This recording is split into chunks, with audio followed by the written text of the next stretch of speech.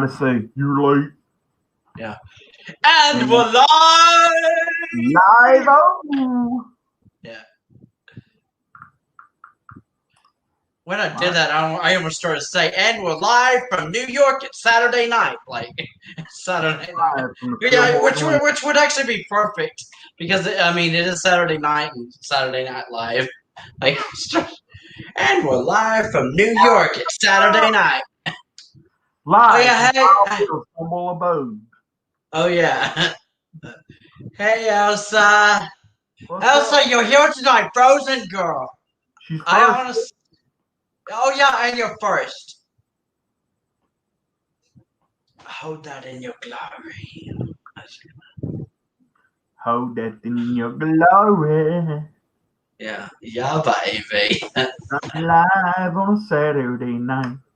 Yeah, oh, yeah, and hello, nurse. That's right. Hello there, Elsa. Oh, yeah, Raimondo is second. Oh, my God, he's actually not late. Where I guess technically we were late. I don't know. The pump master. The master of the pump. Yeah. Yeah, baby. So I'm going to talk about a few things tonight, but I kind of want to wait and see if I get an audience or some more people here, see if maybe Trish shows up or something. Well, I'll be honest with you. We got Elsa and Raymond here first. In my opinion, that's a good sign. Hopefully, that's a good sign because usually Raimondo's usually like last one in, and he comes late. Oh yeah, wait, Robert's actually here. Wow, that Roberto guy. Yeah, he said hi, old man. Hey, this old man's a bad motherfucker. Yeah. Hey. One thing about being old, this shit right here ain't gray. It's called wisdom highlights. And I've got a lot of knowledge in this brain. Yeah. Raymond said sick. You're sick in the head or where? Yeah. But yeah, I find that interesting. Well, Bill, like you got a face full of like hair or fur, if that makes sense. And then me, I literally just shaved recently. Yeah, well, to be honest, I had a good reason for shaving because it was like really hot, or it's been really hot here lately, and I was like, anything like to cool me off, I guess, a little bit, so I don't have so much hair like holding in so much heat and everything. But in fact, I should be getting a haircut soon. If Bill is owed, then I'm owed too.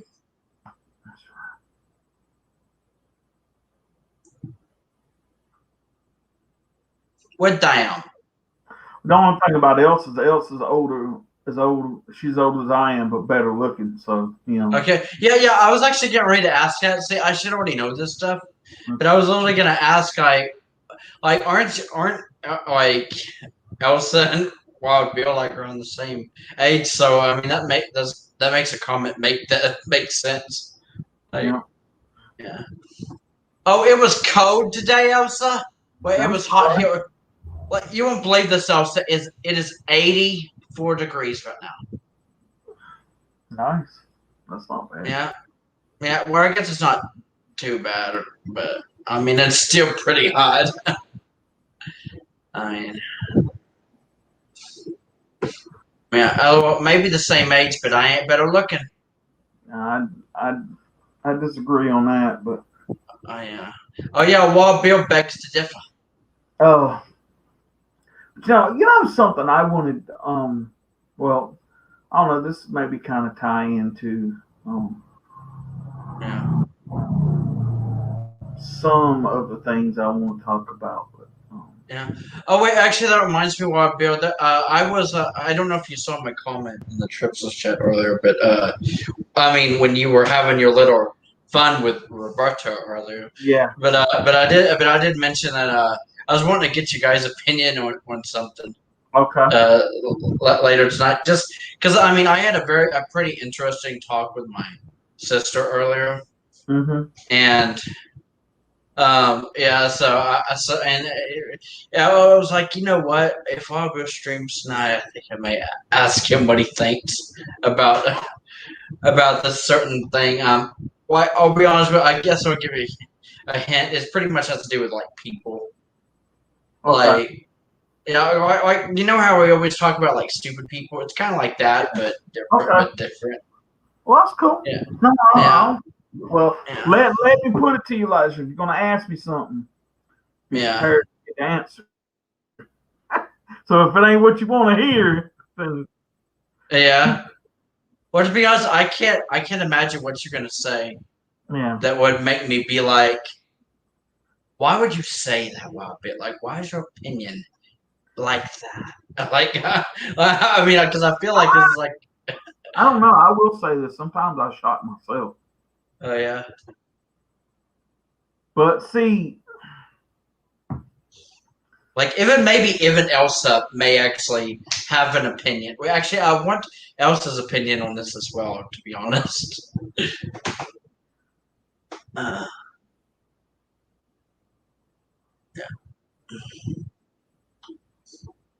Oh yeah, has anyone talked to Trish today? I mean, was Trish gonna be here tonight? I don't know. I told her I was going live at 7, and that was a little while ago. And I don't know if she's up at Rabbits or anything or whatever. I don't know. I haven't talked to her, so.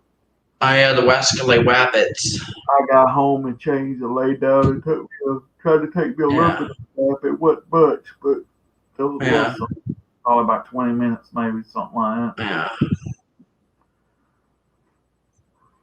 Yeah, I didn't want to. I don't know, bother Trish or I mean, just like randomly like checking on her or something because I mean, I just assumed that she's okay. It's just I know that she was feeling pretty down that one night. Well, until her night got turned like upside down, like in the best of ways, like when you got her to watch that Talk Shop Live thing. Bill's, I mean, which kind of helped her birthday a little bit.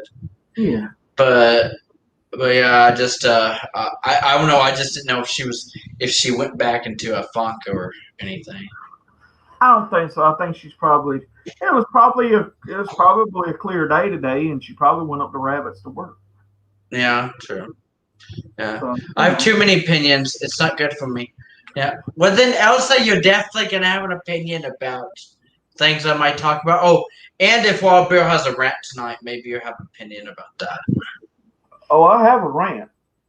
Okay, so you know for a fact it's gonna go into a rant. You're not just gonna like talk about something and like be over and done with it. Well, let's put it like this right here. I'm gonna try to be kind of subtle about it, but I'll probably just fucking go off and that'll be it, and take my fucking piece about it, and because it's a fucking touchy subject for me, man, and I get fucking tired of fucking stupidity and shit, and and when I say this, I'm not talking to you guys when I say this, but I know I only have a core audience, but they are people out there who watch my streams, and I know there's people out there that kind of watch these streams later on and stuff. And once in a while, I've actually had people comment on shit. You know what I'm saying? So my thing is this, right? I hate repeating myself. I hate that too. I hate that. But sometimes you have to get your fucking point across. You know, renting isn't good for your heart, old man. Let me out. I'll tell you what. I'm gonna show you an old man in a damn minute. Yeah. I feel like Roberto's asking for Wild Bill to do a rant about him. You know what, Roberto? Like, and then just don't get him started. Like, Roberto, you're gonna push Wild Bill's buttons too many times. I'm going into the hospital. Probably. Come on. Have to cut on me so I can walk. Oh damn. Well, damn the devil, Raimondo. Well, Raymond, good luck, buddy. Good luck. I'll throw a little prayer up for you and everything, and and just let us know how everything goes. All right, I beg to differ. Getting that off get chest only does him good. You tell him, Elsa. Well, actually, that's true. That's Elsa's actually my backup, man. Elsa's always got my back. I'll be honest with you. I'm actually the same way. I honestly feel better after I get something off my chest. Have you ever like blown off some steam that you had held in for so long or something? I mean, that's why they say talking about shit like helps you cope better or helps you like that's why they say things like getting things off your chest is good for you. So yeah. So in a way, like I guess it doesn't do your heart good to get so pissed, like really pissed and be like that angry, but at the same time getting things off your chest. I feel is always good in the long run. That's all. Oh yeah. I'm just fucking with you, bro. Yeah, I know he's just messing with me. I mess with him back. Yeah. But no, at first I read this wrong. It says thanks. It's my leg. I thought there for a minute it said keg. I was like, you got a keg? I'm coming to fucking Raymond's house. Yeah, baby. Yeah. I love how Elsa said cut what? Yeah. Good luck and send prayers your way. I must have some serious heart problems, Alvin. Oh yeah, Elsa said she's pissed off all the time. Like, yeah, pissed off. Well, it's better to be pissed off than pissed on. Oh yeah, it's better to be pissed off than pissed on, Elsa. Right.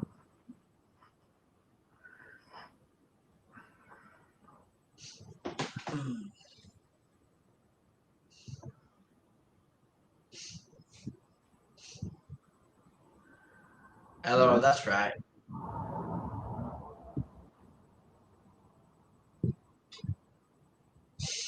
But yeah, just a heads up, everybody. I mean, this goes for Elsa and everybody else, but my next scheduled stream is for May 16th, which is not tomorrow Sunday, but next Sunday.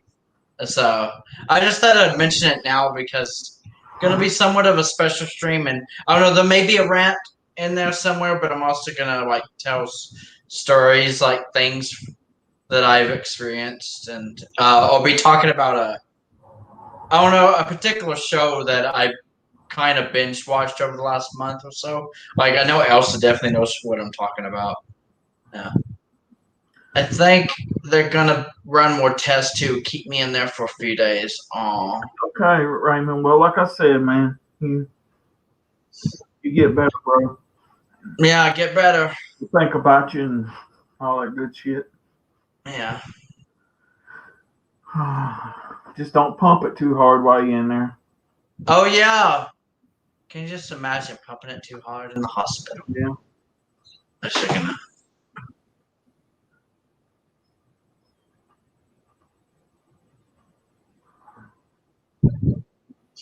Oh yeah, I know what show that is. Which actually, speaking of Elsa, did you finish watching it? Because I haven't talked to you in a few days, and I didn't want to like just message you or bother you or anything. But I figured since it's been a few days now since I uploaded the final episodes of that show that that you've possibly finished it by now. So thanks again. I'll call for the nurse. Oh yeah, with the nurses in the comments, her name is Elsa. Hello, nurse. Elsa's like, this nurse is gonna kick your ass.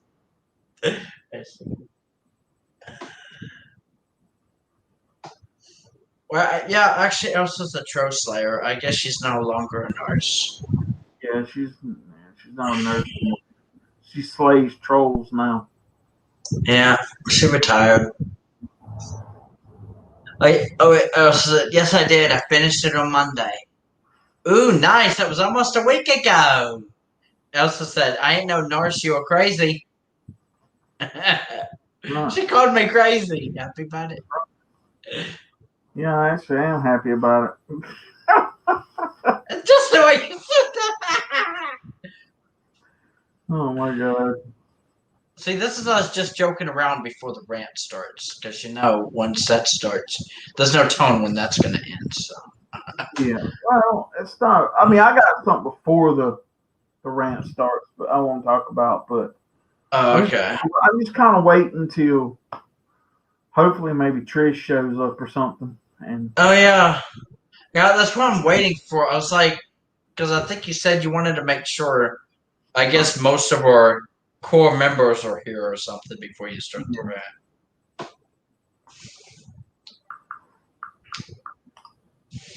Well, that I guess depends on who shows up. yeah.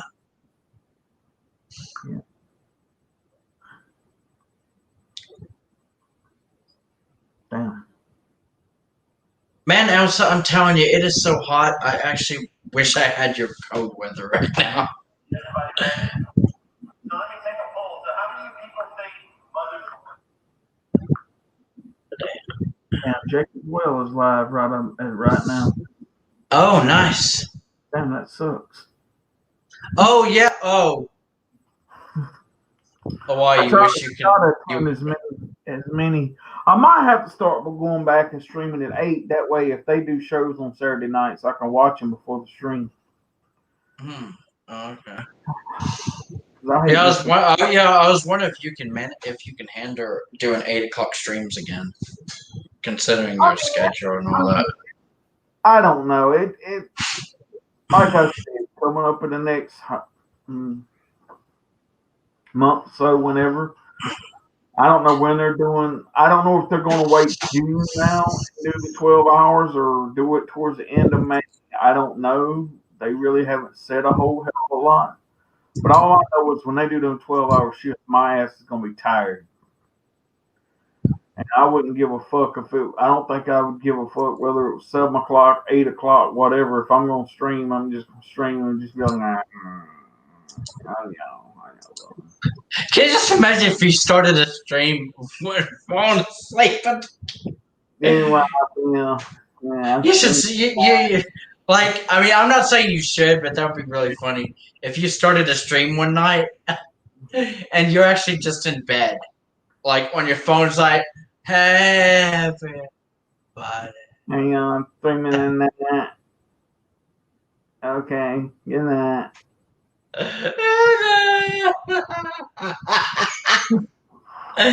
That'd be hilarious as hell.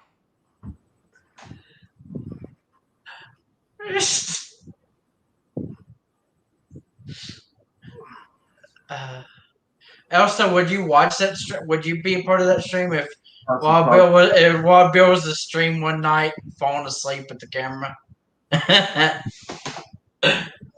Yeah, I'm shivering right now, Alvin. It's the coldest day of the year so far for us, but we're still in the a blankie. Oh, Elsa needs a blankie. Are you in your safe? Are you in your safe space, Elsa? You can come here, Elsa. It's warm. Oh yeah, it's warm at Wild Bill's place. It's actually, and it's hot at my place. Yeah, right. I was thinking that.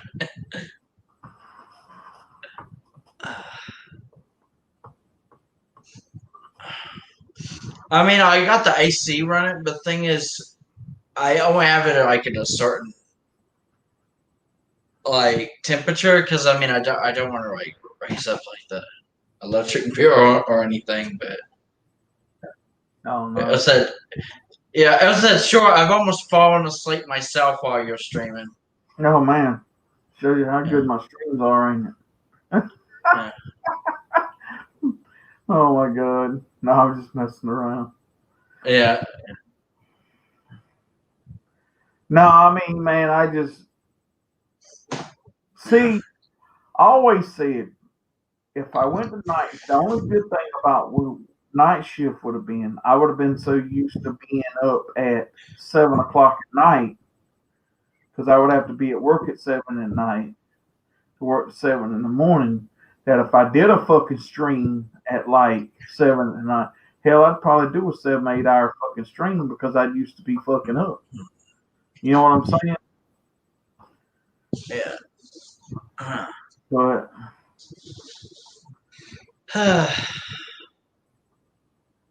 who knows? Well, maybe one of these days I might do another fucking hurricane stream. Yeah. Oh yeah, we need a hurricane stream 2.0. I know, right? Wasn't that a pretty long stream though? Oh yeah, it was about 4. I think it was about 3 or 4 hours. I think something like that. Okay. Because I remember we like that stream was pretty long. Like we're pretty long, I guess. Yeah. No, they're not boring. I make the mistake of turning on my side, and that's not a good idea. Then I just want to fall asleep.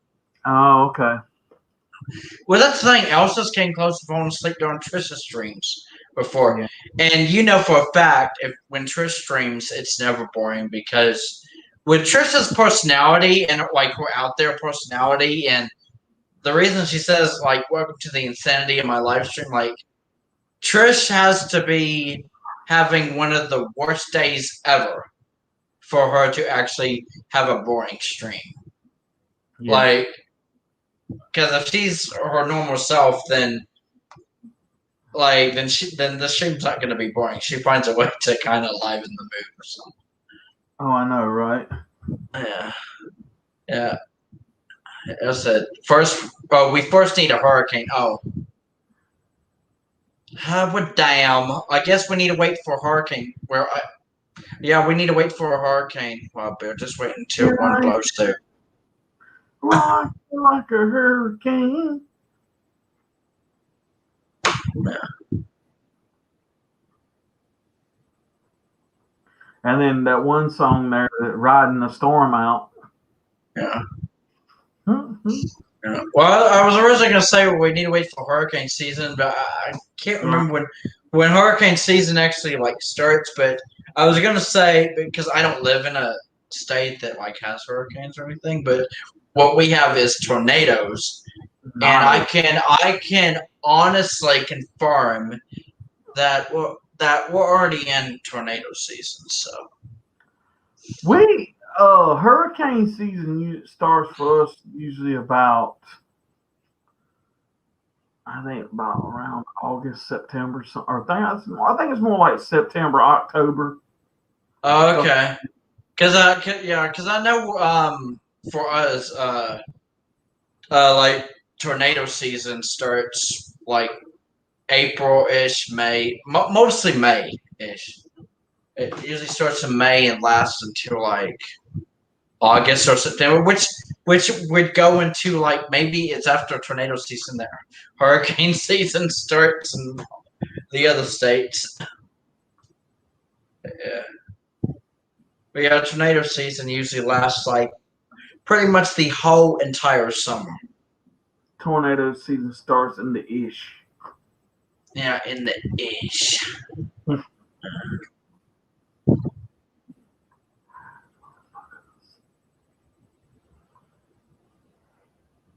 Yeah. Have you ever seen or been hit by a tornado, Alvin? Well, I haven't.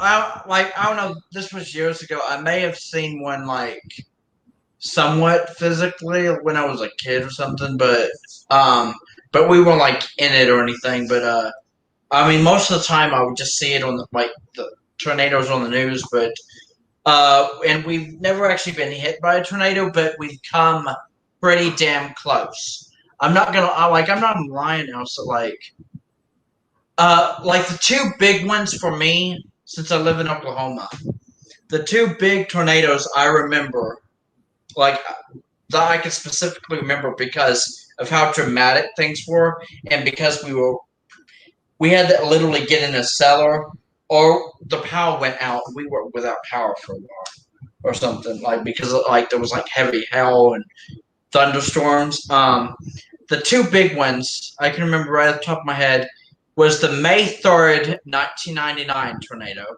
That actually happened when I was 10. And that was actually May 3rd, 1999. Believe it or not, I actually remember what my family was doing. I was with my mom and my dad and my sisters. My sisters were actually really little at the time. and we were actually at the store, and they actually put us in the back of the store, like in pretty much like the. We almost felt like we were in the freezer because it was so cold back there.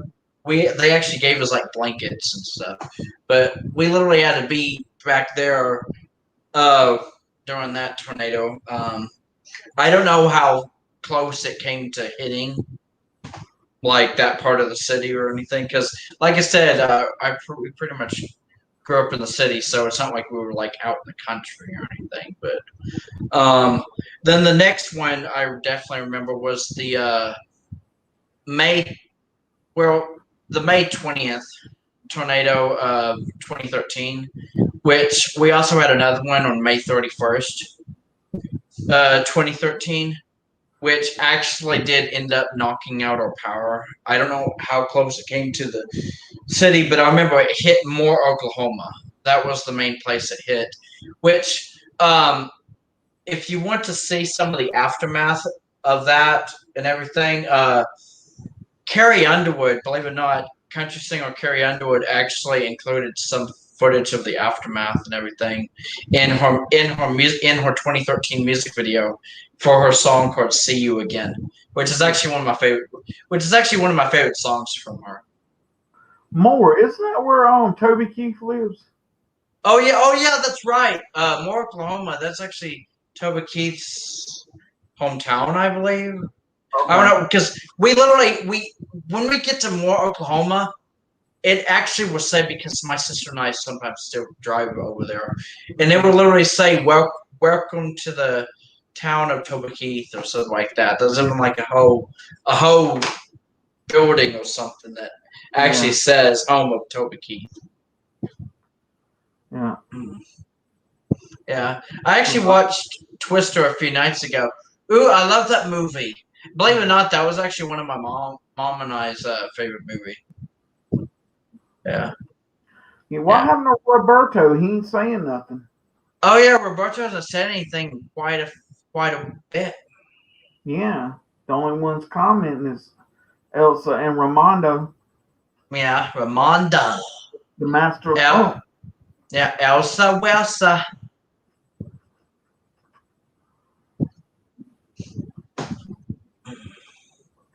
Yes, he did the tornado fundraiser there that Garth was a part of. Oh, okay.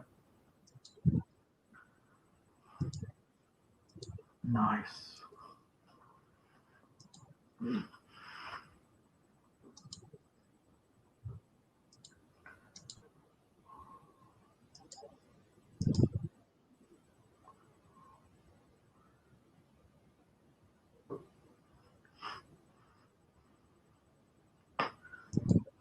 Oh yeah. Yeah, he did the tornado fundraiser there that Garth was part of. Yeah. But yeah, I mean, not to mention, there was actually a concert that happened soon after the May 2013 tornado, because I think a bunch of country singers got together for like some charity relief fund concert or something. I can't remember the exact name of it, but I remember there was quite a few singers or country singers who performed. I know Carrie Underwood was there. There was Miranda Lambert. Because this was also when Blake Shelton and Miranda Lambert were still together, still married and everything. So Blake Shelton was there, Miranda Lambert was there. I think Garth Brooks was there, and then of course Toby Keith. There was a lot of Oklahoma-bound country singers performing at that concert. Because I think the whole thing aired on like CMT or something. Yeah. Yeah, Toby is the one who did that. Oh yeah. Yeah, I was trying to remember who orchestrated the whole thing, because I mean that was, which is actually crazy because that happened, like the tornado that happened in Moore, Oklahoma in 2013 literally happened in like mid to late May 2013.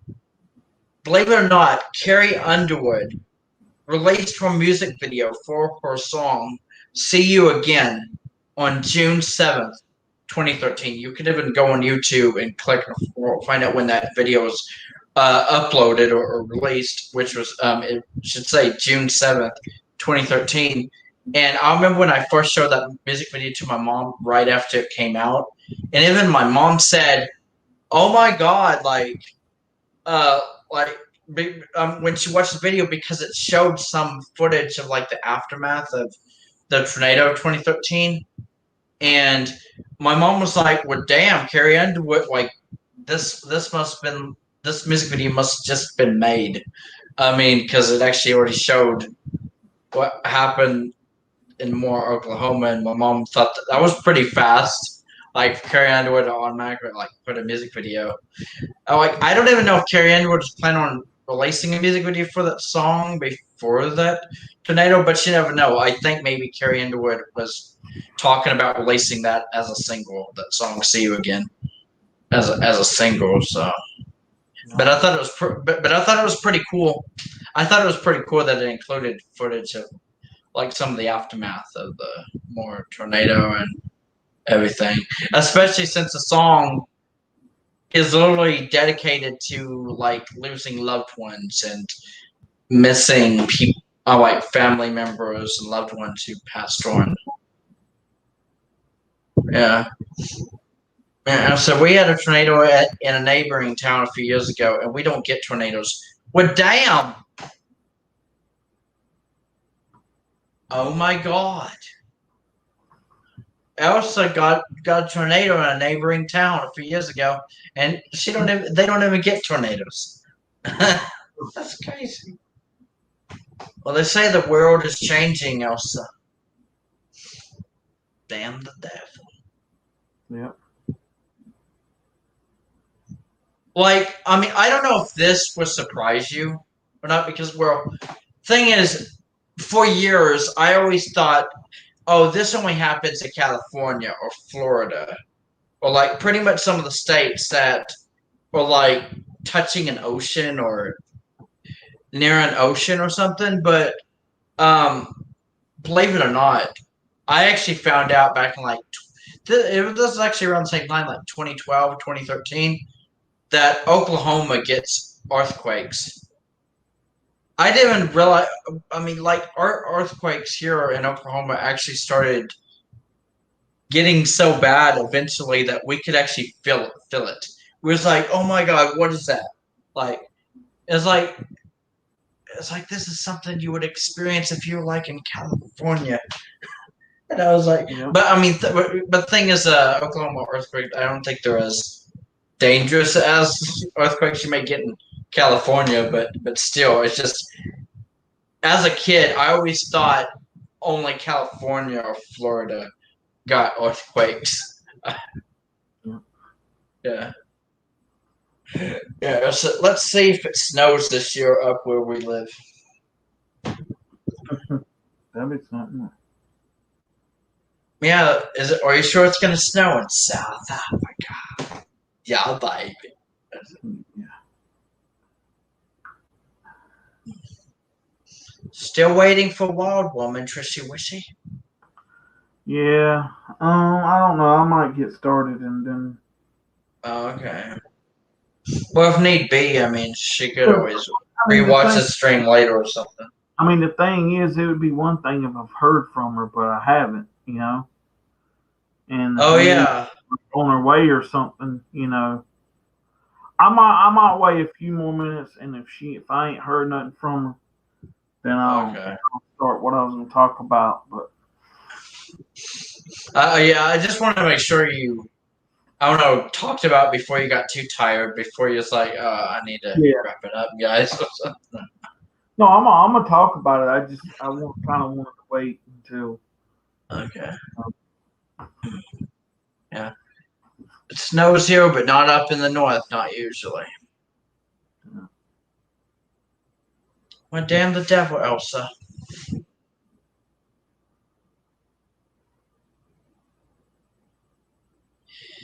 Damn.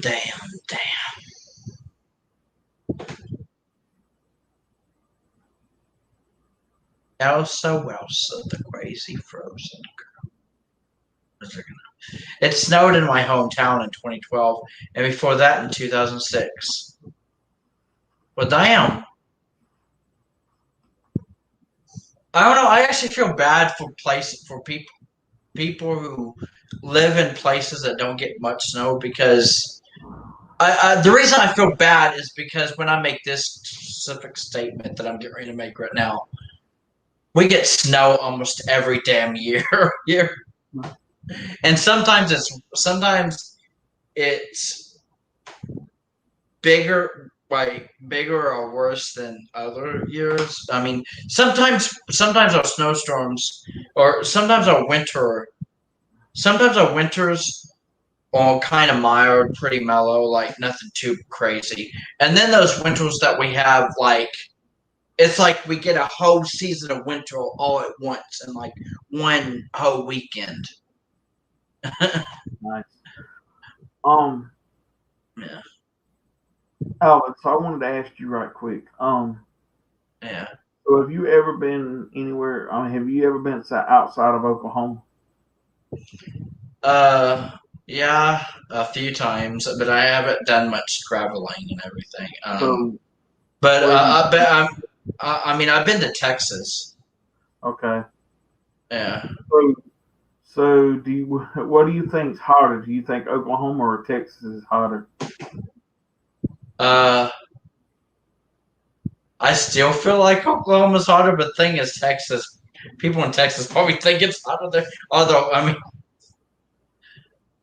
I don't know. I feel like that's a tough question because Oklahoma and Texas actually get very similar weather, but sometimes Texas gets things worse than Oklahoma does, which sounds crazy. So in a way, I feel thankful I live in Oklahoma and not Texas, but at the same time, you never know. There may be some because the thing is, I hear people all the time, believe it or not. But usually I think it's from people who are from other states, but they will always talk about how they hate Oklahoma. Like, oh, the weather here is too humid or something, and which I can actually understand. Like I haven't been to this one state yet, but my sister has, and my sister tells me that it is definitely an experience that I need to experience sometime myself. So whenever my sister and I are like have like she has vacation time again or something, we may she may take me with her this next time she goes on vacation. But a few years ago, my sister actually went on vacation with some friends to Arizona. Oh, And nice. believe it or not, you would think Arizona it would be hotter, like because they always say it's one of the hottest states and everything. Thing is, in Arizona compared to Oklahoma, you can be outside and it can be like 100 degrees, and I mean, it's pretty damn hot. But the difference between Arizona and Oklahoma is in Arizona you can actually breathe. I mean, because yeah. Well, yeah, I guess it's more dry heat because the thing is Oklahoma. The thing that makes Oklahoma weather or temperature so hot is the humidity.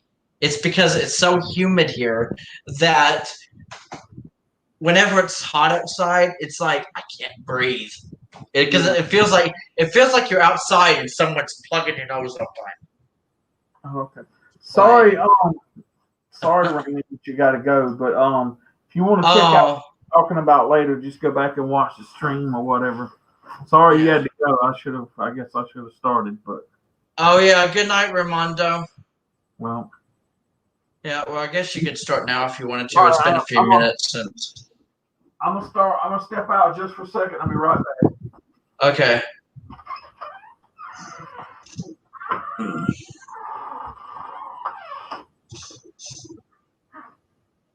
But yeah, believe it or not, guys, one of my sister's dreams is actually for us. I mean, me and her, and even her youngest sister to eventually relocate to Arizona. Like, us all move to Arizona and live there because my sister honestly thinks that her health, like she would be healthier in Arizona than Oklahoma because the humidity just makes it too hard for her to breathe here, and she thinks it's the humidity here that is killing her senses and her allergy, like her allergies, like which is another thing. Because the humidity here also makes allergy season worse as well. Okay, Raymond. So guys, I guess I'm gonna get started. Okay. If Trish comes in, I guess you'll just have to watch the stream later, I guess. Yeah. So two things mainly that I want to talk about tonight. One of them kind of short, but Okay. it's everybody saw that I posted in the Tripsters chat about the new Chris Ledoux album coming out. Now, Yeah. anybody and everybody who knows that I am a huge Chris Ledoux fan. Probably from the time I discovered Chris Ledoux up until his death in 2005, and even to now, he is my favorite country artist. And Yeah. So what they're doing is, I guess it's Capital Nashville and the Chris Ledoux estate, which is his family or whatever. So on the website, it says, in celebration of the 50th anniversary of Chris Ledoux's debut album, Capital Nashville, UME, and the Chris Ledoux estate will release a new 13-song collection on July 2nd or whatever. And it's going to be called Chris Ledoux, a Wyoming Cowboy, a collection. Now, there's several different places you can get this album. You can get it on Amazon. You can get it on I think it's the EMU or UME Capital Nashville site or whatever. And you can also get it at Chris Ledoux's website. Now, on the Chris Ledoux website, they're doing bundles with it. They're doing like one bundle is and I forgot to mention that this album that I know of is only vinyl. So unless you have a vinyl player, it's not going to do you no good. But if you still want to collect it, that's cool too. But anyway, so on the Chris Ledoux website, they're doing bundles. One bundle is the record, a T-shirt, and a koozie for one price. And then the second bundle is the album, a hoodie, and a koozie or whatever for another price. And that's pretty cool. And I'm not sure if they had the album just by itself or not. But so yeah, I went in and I pre-ordered mine already because that's the way it is. And that's just the way it is. Give you an idea of what it's 13 tracks, and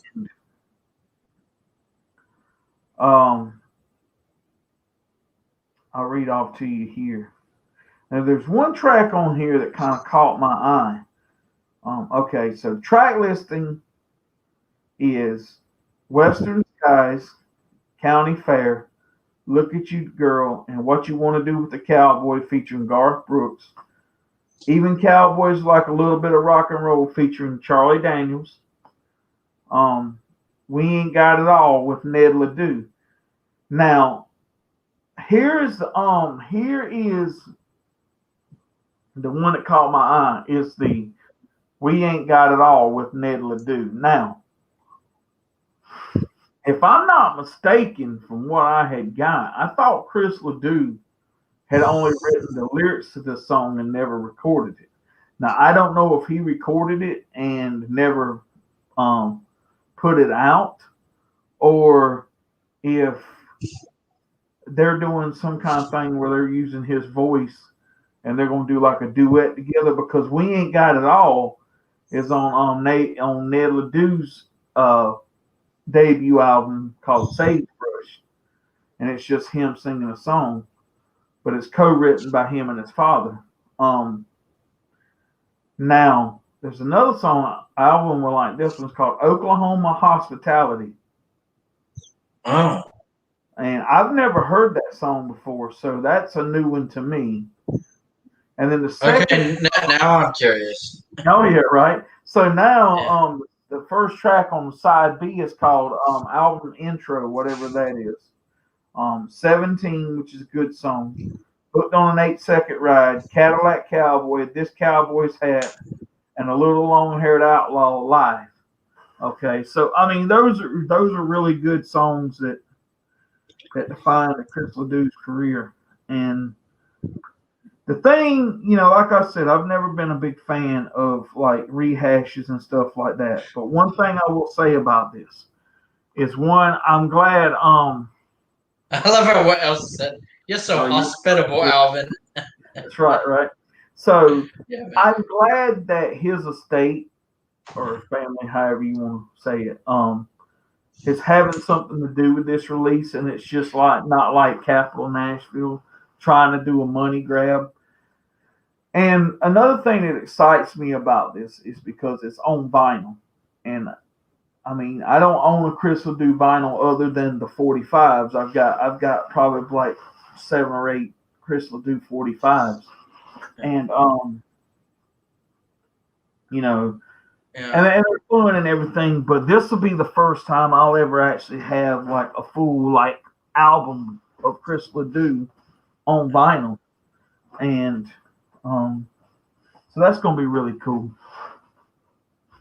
Well, when you started talking about this, while Bill, when you mentioned about how they're releasing like a new Chris Ledoux album, that's where I thought you were going to go at first. I thought maybe you were thinking that this was like some money grab, and you weren't like you didn't know if you should fully support it or not. But because I mean, see, well, that's the thing with some artists. I mean, you passed away and everything when an album comes out after their death or something. Mm-hmm. So I mean, some people sometimes assume that I don't know, it's going to be a money grab from like the record label or something, but I mean, so I didn't know if that's how you felt, or if you think that this is actually pretty cool. Like maybe Chris Ledoux wants this music out there anyway for his fans. But Elsa, it's usually 2 songs, one on each side, but I have a few 45s that actually had 3 songs on them.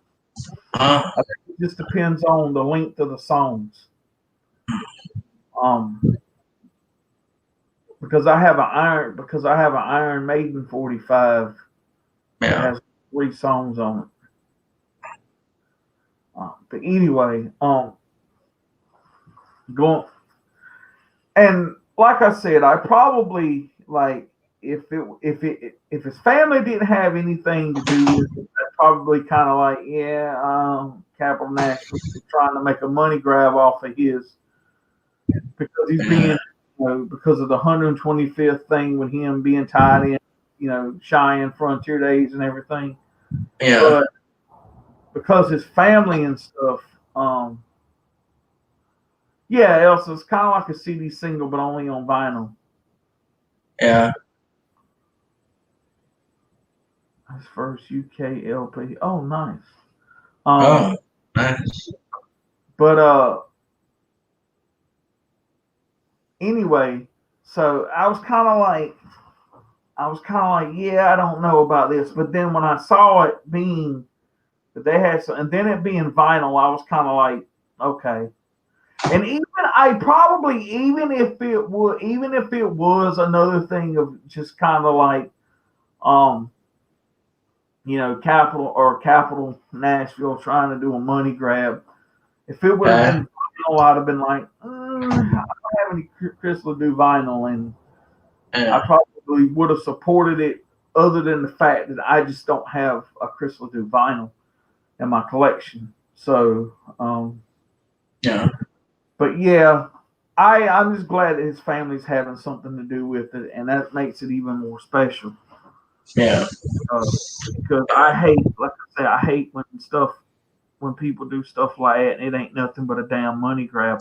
Like I know, like for instance, Johnny Cash. Like I know his son. I think has a lot to do with stuff being released after his death or whatever. Yeah. So so I guess it's all right. I guess to a certain extent when family have something to do with it. Yeah.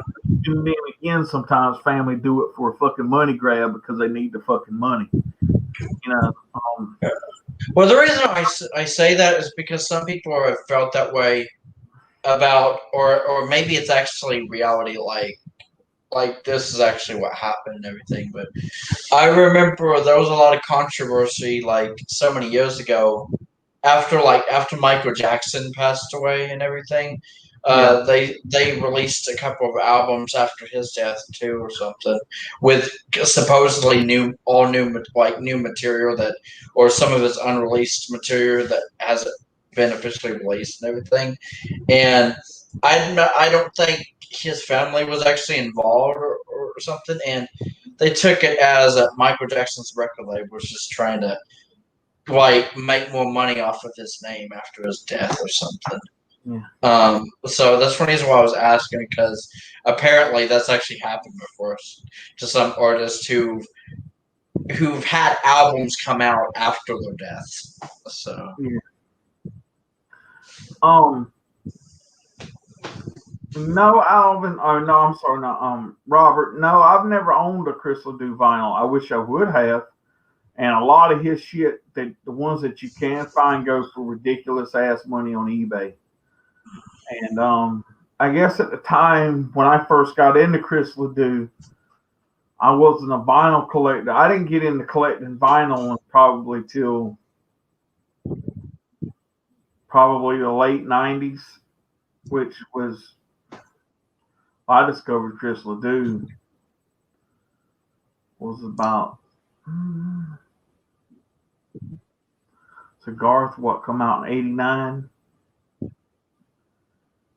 It's probably around about 90.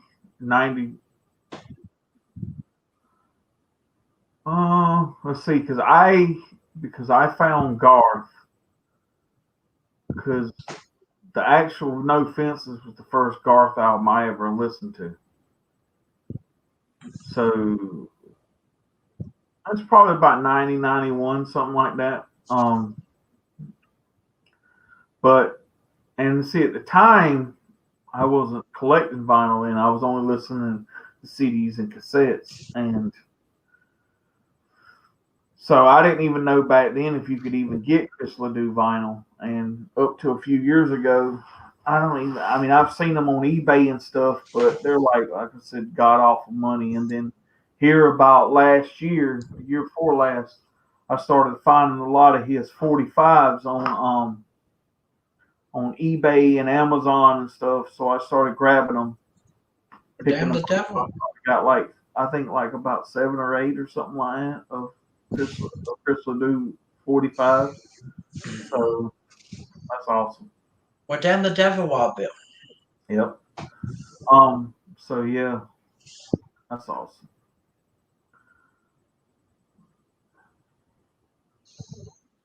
So I guess so I've shared the link, and I know they do have it on Amazon. So if anyone's interested in picking it up, I know that, like I said, the one link that I think I sent 2 links. One link in there sends you to the one official, I think it's the UME or / capital site, and then one of them sends you to the Amazon site. And I guess if you're interested in the bundle, I guess I'll have to get the link to the actual Chris Ledoux store, and I can post that in the Tripster chat too. According to his Music Row article I just found, We Ain't Got It All is just the Ned Ledoux recording. The deuce? But see, it says right here, though, here unless it's a damn typo. Like, didn't you say it actually says featuring Ned Ledoux? Like, Yeah, hold on.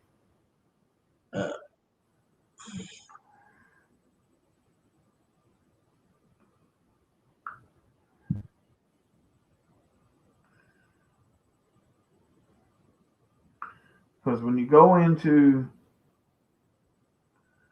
the store and it gives you the tracks, it says,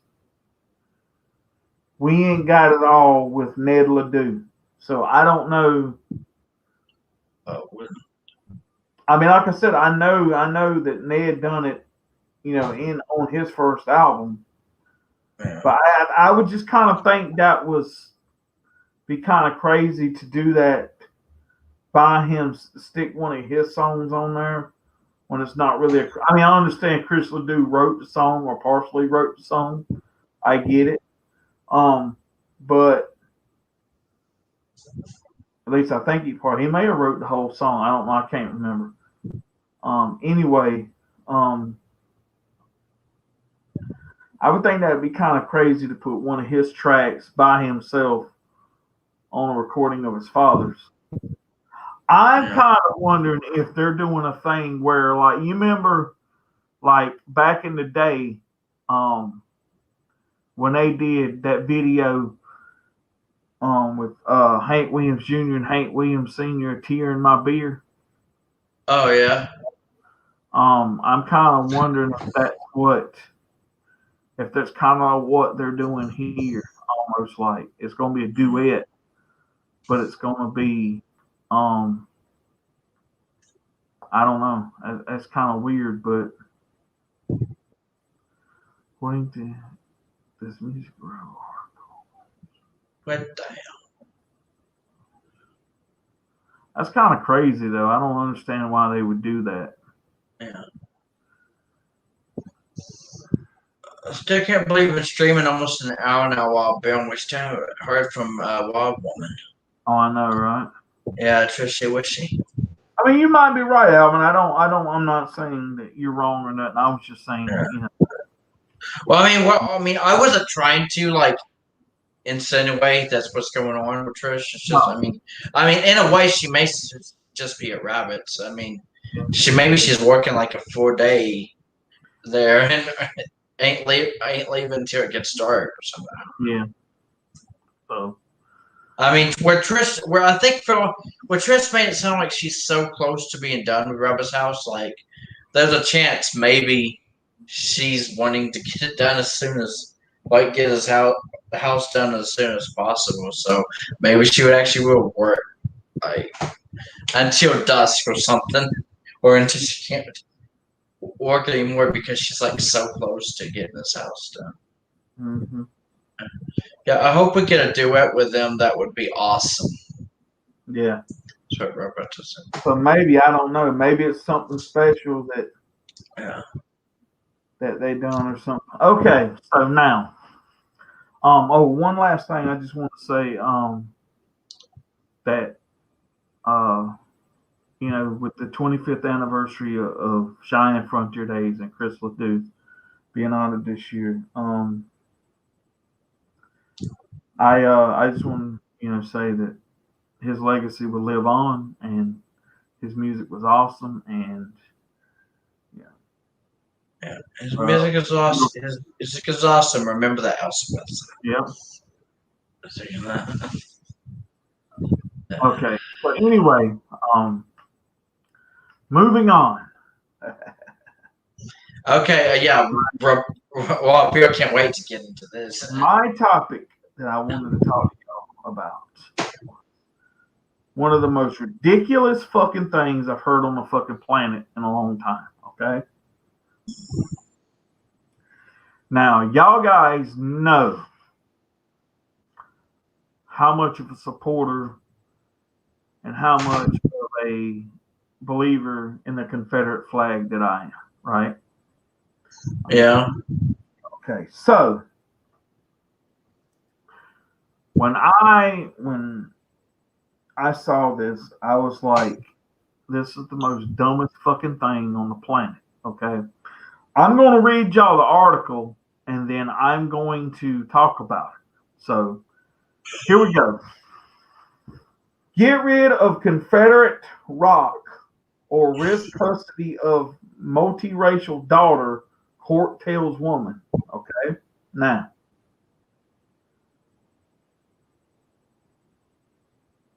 a rock near a woman's driveway in upstate New York, Yankee motherfuckers, could affect the custody case of her multiracial daughter, but it's not the rock itself that is potentially risking a mother's custody of her child. It's what is decorated on the rock, the Confederate flag. Appellate justice with the New York Supreme Court Thursday ordered a Thompson County woman to remove the Confederate flag painted rock or risk a change in circumstances to the child custody case of her young daughter. Justice Stanley Pritzker wrote in the unanimous 5-0 decision that while the woman identified only as Christy Beebe was protected under the First Amendment to display the Confederate flag, the rock's presence through June 1st would force the court to reconsider the joint custody she has with the girl's father. Given that the child is a mixed race, it would seem apparently that the presence of the flag is not in the child's best interest, as the mother must encourage and teach the child to embrace her mixed race identity, rather than thrust her into a world that only makes sense through tortured lens of cognitive dissonance, wrote Pritzker, representing the appellate division of the state Supreme Court Third Department. The decision was first reported by the Albany Times-Union. The custody fight in upstate New York reflects the nationwide pushback against Confederate symbols, monuments, and landmarks in recent years. The Atlanta Board of Education voted unanimously last month to rename a school that bears the name of a Confederate armed general and Ku Klux Klan leader for Hank Aaron, the Hall of Fame baseball player who challenged racial barriers. A lawsuit filed this week calls for the removal of the last Confederate monument on public land in Maryland. But there has been some refusal in conservative strongholds to let go of the Confederacy and its history, despite voting to remove the Confederate flag symbol from its own state flag last year. Mississippi Governor Tate Reeves declared April to be Confederate Heritage Month. The Mississippi governor went to say to Fox News host Laura Ingraham last month, there is not systematic racism in America.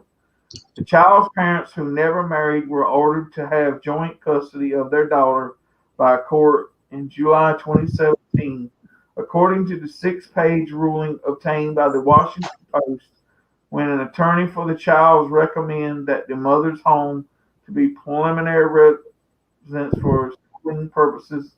The father appealed. The girl, who was not named in the ruling, was born in 2014 and attends school in the Dryden Central Schools District near Ithaca, New York. I wasn't too far from Ithaca. At a fact-finding hearing, Christy Beebe acknowledged that she had a rock with the Confederate flag painted on it at her home. The appeals court noticed that the Confederate flag decorated rock was not addressed by the child's law guardian or the family court.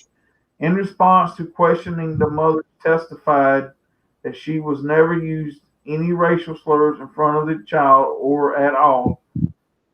The decision said the court added that the Confederate flag was a symbol inflaming the already strained relationship between the girl's parents.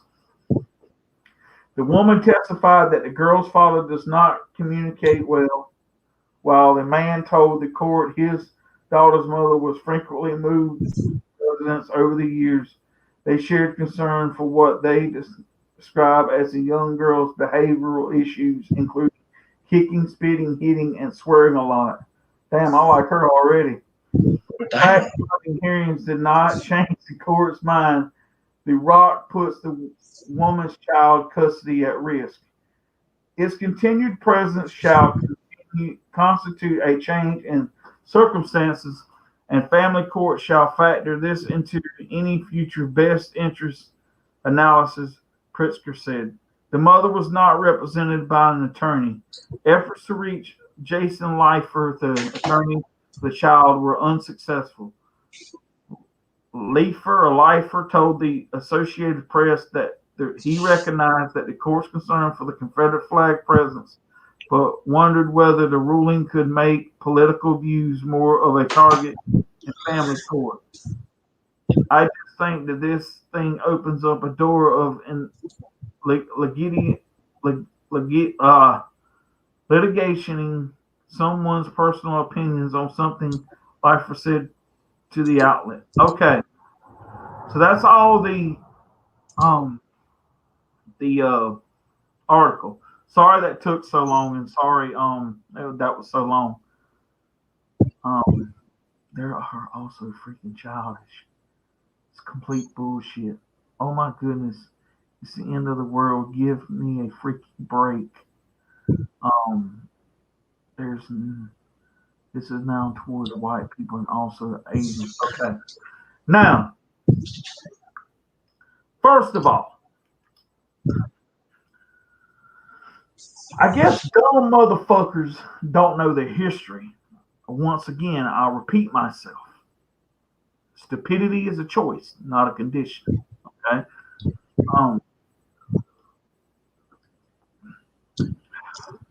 Now,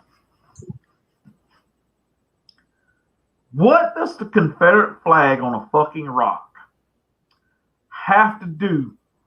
Okay. Now,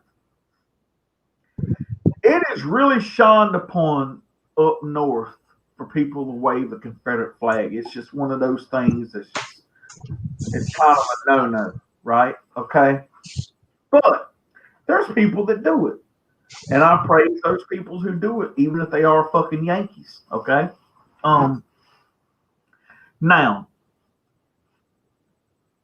first of all, if it's that big of a deal, why does she have to remove the rock? Why can't she just paint over it? Okay. 2, how big is the rock and how heavy is the fucking rock? Okay. And let me tell you something. Yeah. I know plenty of black people, and they're Southern, who are supporters of the Confederate flag. Now, are you going to tell me that you would tell them motherfuckers that you would take their child away from them because they support a flag that they stand behind because they know the fucking truth about? Okay, see, here's the whole situation. First of all, the child's bi-fucking racial. So my thing is this, okay? But if you notice, it said biracial. It never said whether. So I'm taking it that they're white and black. Okay, that's how I'm taking it. But when they say biracial or multiracial, hell, that could mean fucking anything. Okay, but I'm taking it that it would have to be white and black for the Confederate flag to come into the issue. Now, apparently the mother is a racist if she had sex with someone of a different race and had a child with them. Okay. So apparently they can't be racist. Yeah. All right. So what does that tell you? 1. Okay. 2. If you teach history the way it's supposed to be taught, and not this watered down pansy ass politically correct woke fucking history that they're teaching you nowadays, you would know the fucking truth. Okay. And so apparently these motherfuckers are just fucking stupid. And why are you sitting there using a person's child against them? First of all, what kind of motherfucker are you? So I'm just going to say this, and I'm going to throw this out here. Probably no one other than our group will watch this fucking stream. But let's just say, because of the topic I'm talking about right now, let's just say this stream was to go viral, okay? So I want to say this to that motherfucker that's using their child against them because of the Confederate flag. You bring that shit here. You Yankee ass fucker. Let me tell you something. If you got a problem with the Confederate flag, then maybe you shouldn't be a fucking in the Supreme Court. You know, I'm fitting to beat a dead horse here, but I'm tired of saying this shit. But I have learned something probably more in the last few years than I ever really have. And I've noticed that ever since, basically, it's been kind of more now since Trump was in office than it was more apparently than when Obama was in office. But, okay. Black people love to use, all right. I'm just going to use this for an example. If something was to happen to you in your life, and it was kind of tragic or it was a bad experience or something really defining in your life and it changed you, okay? But it's something that you say to yourself, well, I want to forget about this, okay?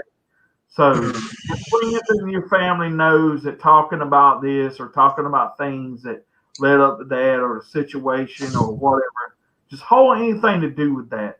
If it makes you upset and uncomfortable, people don't talk about it. But it's supposed to be upsetting and uncomfortable, but you keep bringing it up yourself. But you tell yourself you're trying to move beyond it. Okay? Apparently, you're not trying to, or you don't want to, because you want to use that as an excuse or even in a way to benefit yourself. So that's like racism and slavery. Okay? All I ever hear about is slavery. All I ever hear about is racism. Well, you know, usually the ones that are racist are the ones that talk the most and talk the loudest. Okay. Now, the problem I have with this is, how are you going to move past slavery and beyond slavery and even kind of maybe to a certain extent in a point in your life where, you know, slavery is just not even a thing if you bring it up every day? If you keep throwing that shit out there all the time and using it for a fucking excuse, you're never going to fucking get past it, okay? You never are. You just, you know, because it's like you don't want to get past it. It's almost like you use it as a good thing so you can get stuff like reparations and free shit and stuff like that. So apparently it can't be that bad. You know what I'm saying? But I am beginning to think that they're not even mad about a lot of this shit. They're just using it to get free shit and get attention and all that bullshit. Because if it was really that upsetting with you, you would quit bringing that shit up. Now, here's the funny thing. They talk about white people are the most racist. That we're white supremacists. We believe in white white privilege and all that stuff. All right, I'm just gonna be honest with you. I've hung out with a lot of my friends are white. I probably have maybe 2 or 3 black friends. Okay, I have never in my 42 years sat around a table every day discussing, hey man, how can we use slavery and racism against a black man? How can we use the Confederate flag and racism against a black man? How can we go out and piss them off today? I don't think none of that shit. I can give a fuck. I try to work, pay my bills, and live what little bit of life I've got. Okay? I don't sit around fucking a round table discussing fucking slavery and fucking racism every day. It's not a thing to me. So apparently, but that's their image of white folk. Okay? No. You won't be surprised at the percent of white people that actually even bring up the issues of slavery or race. Yeah. Okay? And quick and throwing in something on this right quick. Somebody said something the other day on a YouTube video that makes fucking sense. And it didn't click until now, right? Or till I watched that video. You notice that most of the left and the liberals and council culture and all this are fucking Hollywood celebrities. Those people that live in fucking the Hollywood Hills and in these gated fucking communities with fucking private security and shit. Okay. They are the true white supremacists. You want to know why? One. Why do you think they live up on a hill? It's not for privacy. They think they're better than we are because they got all that fucking money. White supremacy is the notion that you are better than someone else. That your status makes you better than anyone else. Why do all these fucking Hollywood celebrities act like they're better than everyone else? They're the white fucking supremacists. But yet they're the first ones to call you out on that. Okay? They speak the loudest because what they're trying to do is divert their white supremacy and throwing it on you to make you look like you're the white supremacist and you're the neo-Nazi and have the white privilege and all that shit to divert the real reason that they're the ones that are the white supremacists. They are the ones that have all this money and all the power and they can do whatever the fuck they want. So you're the ones that think you're better than everyone else. You see what I'm saying? So who is the true white supremacist? It's the leaders of the left and the liberals, the Antifa and all that shit. Those are the motherfuckers that are the real white supremacists. And they're all out here acting like they're anti-fascist and all shit.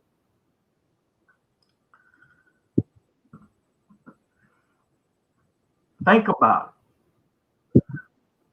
You know the old saying, the guilty speaks the loudest?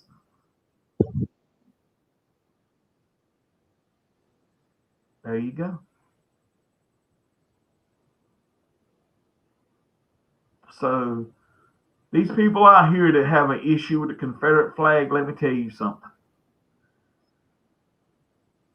It's not a Confederate flag. It's a rebel flag. First of all, the Confederate flag never stood for the states. There was never a legitimate state flag or a national flag of the Confederacy. Always have been and always will be a battle flag. And it's called the rebel flag technically because it stands for rebellion. Because the South rebelled from the North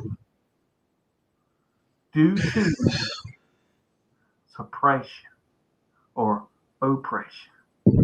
Think about it.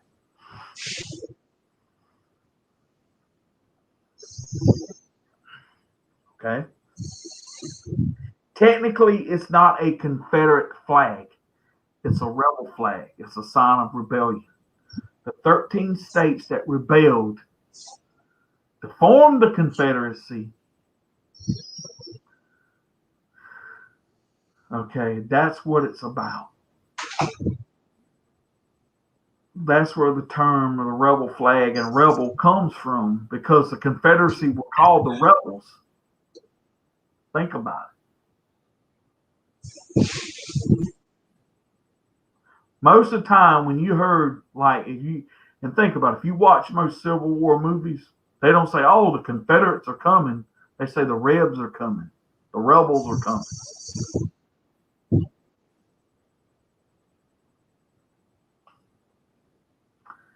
They want to call it a Confederate flag because they want it to be associated with, oh, it was like a national flag for the Confederacy. Always have been, always will be a battle flag, and that was it. It was a battle flag carried by rebellious people who stood up to their fucking government because they tried to make them pay more taxes, and it had nothing to do with slavery. Think about it. Think about it.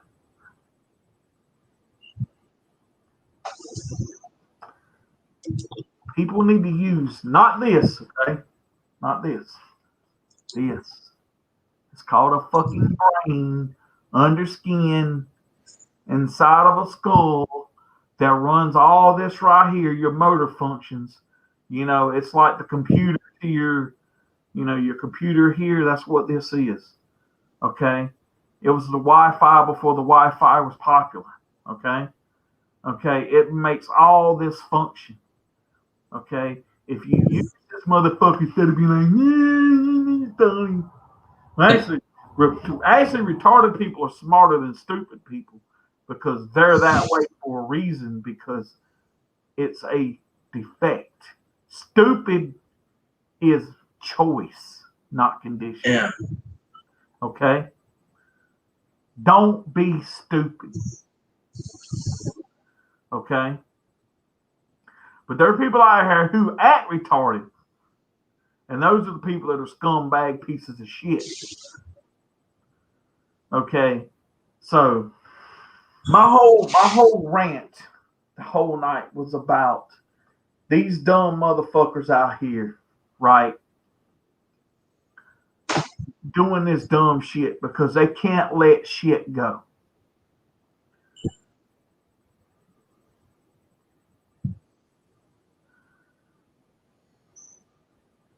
And you know something?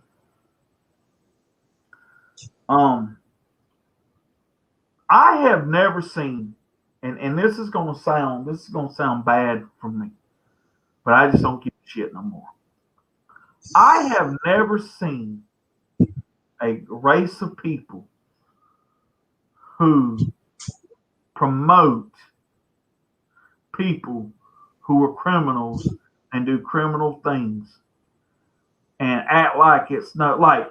I hear people talk about at work all the time. Oh, did you hear about somebody that got shot the other night? And it was black on black crimes, like and some of it's drive-bys and shit.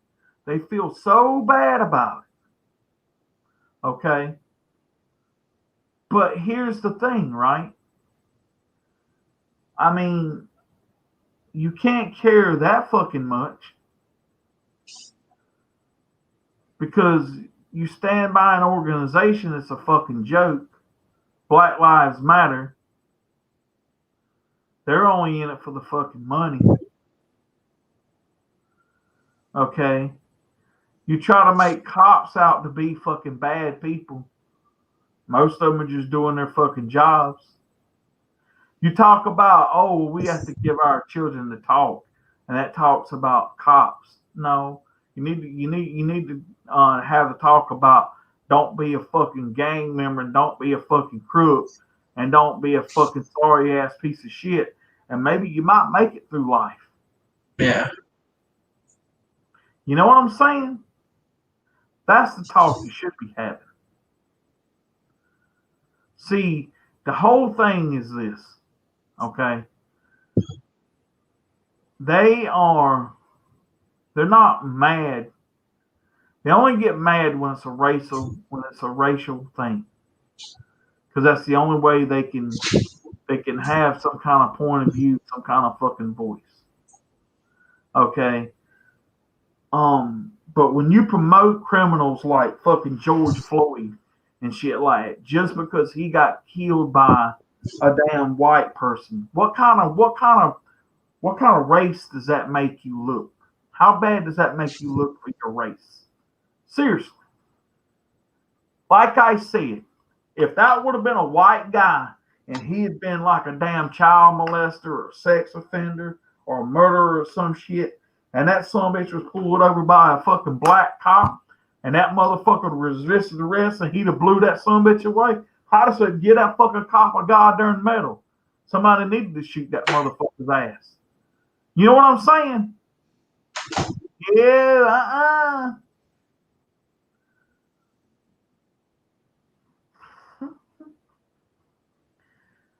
With the rate they're going with them pushing all the racial shit, there will be a civil war soon enough. Oh, hell yeah. Yeah, like. It paid me when they pulled Duke of Hazzard because of General Lee had Confederate flag. If that's a problem, then don't watch the show. It's no. Let me tell you something. And guys, I'm thinking about doing a podcast on the Dukes of Hazzard here soon anyway. But I'm just going to say something, okay? I have talked to a lot of black people, okay? And I've talked to them on the show about the Dukes of Hazzard. Not one time did any of them ever say that they had a problem with that flag being on top of the car. For one, the show was never racist. It never had a racial tone to it. Okay?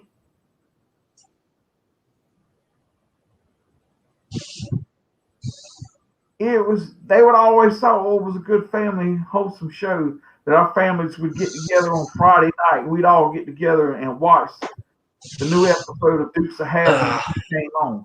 These are black people. Apparently that tells you something, okay? Yeah. But no, they got to take it off TV because it had the rebel flag on top of the car. You want to say something, Albert? Oh, well, I was just gonna say that, like this may come off very controversial, just me saying this, but I've always thought this, and I'm not a racist person to begin with. Never been racist, but I'll be honest with you. Whenever I hear the word racism, though, it always seems like it's coming out of the mouth of a black person. I'm not gonna lie; it's almost like other nationalities are the ones calling everybody else racist, and as white people are literally just trying to live our day-to-day lives. We don't like what Bill was saying. We're not going around saying, "I wonder." Like we don't wake up every morning going, I wonder how I'm going to piss off a black man today," or something. Like no one has that kind of mindset, and if you do, then I mean you are a really shit person. But I mean, I'm saying the most of us don't go around thinking, oh, I want to find a way to piss off a black person or something. Like whoever like I don't know why people think that we think like that. Well, I think that's actually one of my pet peeves is that some people assume that certain nationalities or certain races, I mean, have that kind of like wake up with that kind of mindset every day. So yeah, I just don't get this whole racism thing and why it's even still an issue. But yeah, so I basically just wanted to say that most of the time I hear the word racism, it's usually like I always feel like it's black people that keep bringing it up, like calling us racist or something when we haven't said anything racist to you. We're just trying to we don't look at the color of your skin and be like, oh, that person's a shit person or something. It's just, I mean, we don't just assume everybody's a gang member just because of the color of the skin or something. Okay. Black people believe they can't be racist, which is racist. Now look how the teacher treated that Mexican cop the other day. That's true. Because we don't think like that exactly else. And you're right, country. If you watch the Dukes of Hazzard, how many times did they ever show a roof shot of that fucking car? Not as many as people fucking think they do. Okay. And when they did, it's not like they sit on there the whole episode. Look at here, man. We just gonna focus right in on this flag right here. No, it was a quick maybe shot, and that was fucking it. Okay. And a lot of times that was because they're doing an aerial view of something because it was a whole fucking shot they were trying to get. Okay. And there's something else I wanted to, and this has nothing, well, it sort of kind of does, but it don't. Something else I wanted to talk about. I hear that they're wanting to change Mother's Day. What? To Birthing People's Day. Okay. The fuck? Yes, like I mean that actually pisses me off. Now that's like a personal attack. Like yes, okay. Right. See, when you take Mother's Day out of it, you're leaving an interpretation of birthing people or whatever it is.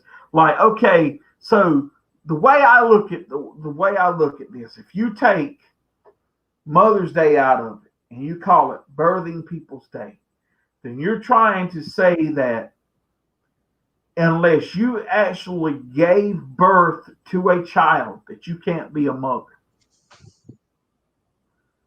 Okay. What about those parents that can't have children but adopt children? They're still a mother and a father. Yeah. They may have not physically gave birth. Think about this, right? Okay. Mary consumed a child. She was a virgin. Okay. Yeah. Virgin Mary. So even though she gave birth to Jesus, she never really, I mean, she was still a mother, but still, she never conceived children the normal way, at least Jesus anyway, right? Okay. What I'm trying to say is this. You're sitting here trying to take Mother's Day out of it. Like you're trying to say that if someone is a mother to someone and they didn't adopt them, or like say they were like a foster mother and father, that they're not really parents or they're not really mothers and fathers because they didn't give fucking birth. But yet but I bet you if it was a transgender person, oh look at that, oh look at them, man, they're the greatest. We're gonna call it Mother's Day because this person. Are you fucking kidding me? Yeah. Yeah, they're trying to devalue women by taking Mother's Day away from them because you want to know why they want to include every fucking body. That's what it is. It's a bunch of bullshit. And I'm getting tired of this politically correct society fucking woke ass agenda that's going on. Yeah. You know, I don't give a fuck if you're left, if you're liberal, if you're Democrat or you're Republican, if you're Green Party or what the fuck ever. There are just some things in life you do not fuck with. Okay? Like taking Mother's Day away and calling it something else. Taking Father's Day away, calling that something else. You just don't do that shit. I don't give a fuck who you are. Okay? Yeah. You know, that is so fucking stupid. Yeah. You know, it's just retarded, man. And I get tired of that dumb shit, man. All the fucking time. Yeah. And I actually agree also with what you say, because you can't have Father's Day without Mother's Day. Like, I mean, it's not like they could just completely change Mother's Day and change it to birthing people's day or something, and then still keep Father's Day. Like, I mean, there's a reason why there's certain days like that. And in my opinion, a mother is a mother. Like, basically, being a mother is, well, for one, like, I mean, you basically raised your kids, whether you gave birth to them or not. Like, even an adopted mother, someone who actually adopted a kid that was already, like, I don't know, like 4 or 5 years old when she adopted them or something. I mean, she pretty much, like, is raising those kids, loving those kids. Like, I mean, she's pretty much their mother. Those kids are gonna grow up actually still having a mother, whether it's their biological mother or not. So, in my opinion, a mother is basically someone who basically raises kids, raises kids, whether they gave birth to them or not. I mean, there's different, like, whether they adopted them or, like, I mean, at least that's just my personal opinion. So, this birthing people's day, like, that's gonna piss a lot of people off. I'm not gonna lie. Think about this though, Alvin. Yeah. If you really want to get technical, right? Yeah. The only biological parent that Jesus had was Mary. Yeah. Joseph wasn't his biological father. Yeah. If you want to kind of look at it Yeah. call it a stepdad or whatever. Yeah. Well, I was going to say the same thing about Father's Day. I mean, I was just giving Mother's Day as an example, but yeah, the same thing with Father's Day. A father, pretty much someone who, like, I mean, whether they helped, like, conceive that child or not. I mean, like, because even there's been some single men who actually, like, adopted a kid or something. I mean, not to mention, what about, like, gay dads or something, like two guys want to have a kid together, like two gay guys want to have a kid together or something, so they adopt or something. I mean, they could still celebrate Father's Day, like, because some kids, believe it or not, will grow up with two fathers, maybe even two mothers. I mean, so that's why I'm just saying. I mean, yeah, like, even for example, there's some families that are so, like, I don't know the right word to, like, say here, but there's some families that there's been a lot of shit that has gone down. Oh yeah, but yeah. It's just there's some families that so much shit has gone down that there are some kids who actually grow up with both a real mom, like the biological mom, and a stepmom. Yeah. So, and they were both the mother and the stepmother were actually get to celebrate Mother's Day. Check this out. What they're going to call it? Sperm Donors Day or Child Creators Day. Something stupid like. Oh my God! Sperm donor. Think about this too, though, Alvin. So say you were a man, okay? You married a woman, you had a child with her, you get a divorce, okay? Yeah. So, you meet someone else, fall in love, date, or you date, fall in love, get married, okay? Yeah.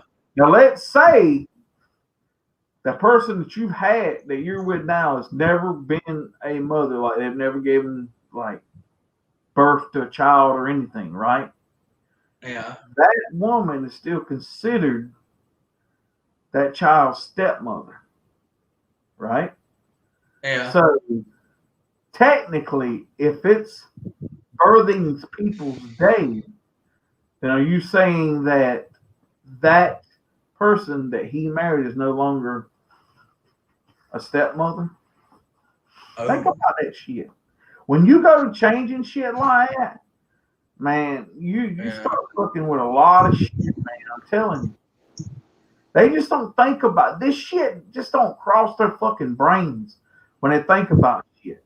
They just say, oh, how can we go out here and just fuck the world up today? Okay, let's think of this shit. Oh, that sounds good. Oh, and I wanted to ask you too, Alvin, what was it that you wanted to know our opinion on? Oh, okay. Just All right. give me a moment here. All right. Oh no, I saw that I'd gotten a message or something, Oh, so I okay. was just Baby checking. Maker's Day. All right. I like that. Baby Maker's Day. Yeah, Baby Maker's Day. Yeah, baby. That's right. Well, believe it or not, there's some people that are so ignorant that they don't even know like what certain days are about. But believe it or not, there's some people that are so stupid that actually already believe Labor Day is is birthing people's day pretty much. Like, oh, this is the day we celebrate all the mothers who've gone in labor for their kids or something. No, that's not what Labor Day is, dummies. Yeah, the reason why is because I've actually seen someone tweet that before. Like on Twitter, I was thinking, how stupid you gotta be? Like Labor Day has nothing to do with going in labor. But yeah, blame it. But yeah, I just wanted. I thought it would just go into the whole thing about pretty much stupid. Like stupid is a choice, not a condition, and stupid is as stupid does.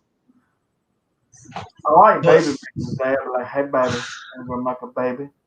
yeah, you want to make a baby. Yeah, it's not going into Labor Day.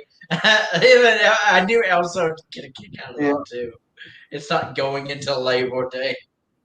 That's right. We're making a baby.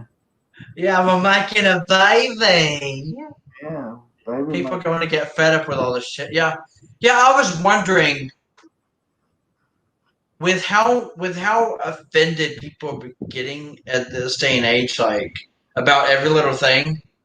It did actually make me wonder if there's going to come a time that people are going to start to actually wake up from all this shit and be like, what have we done to fuck up our world or something?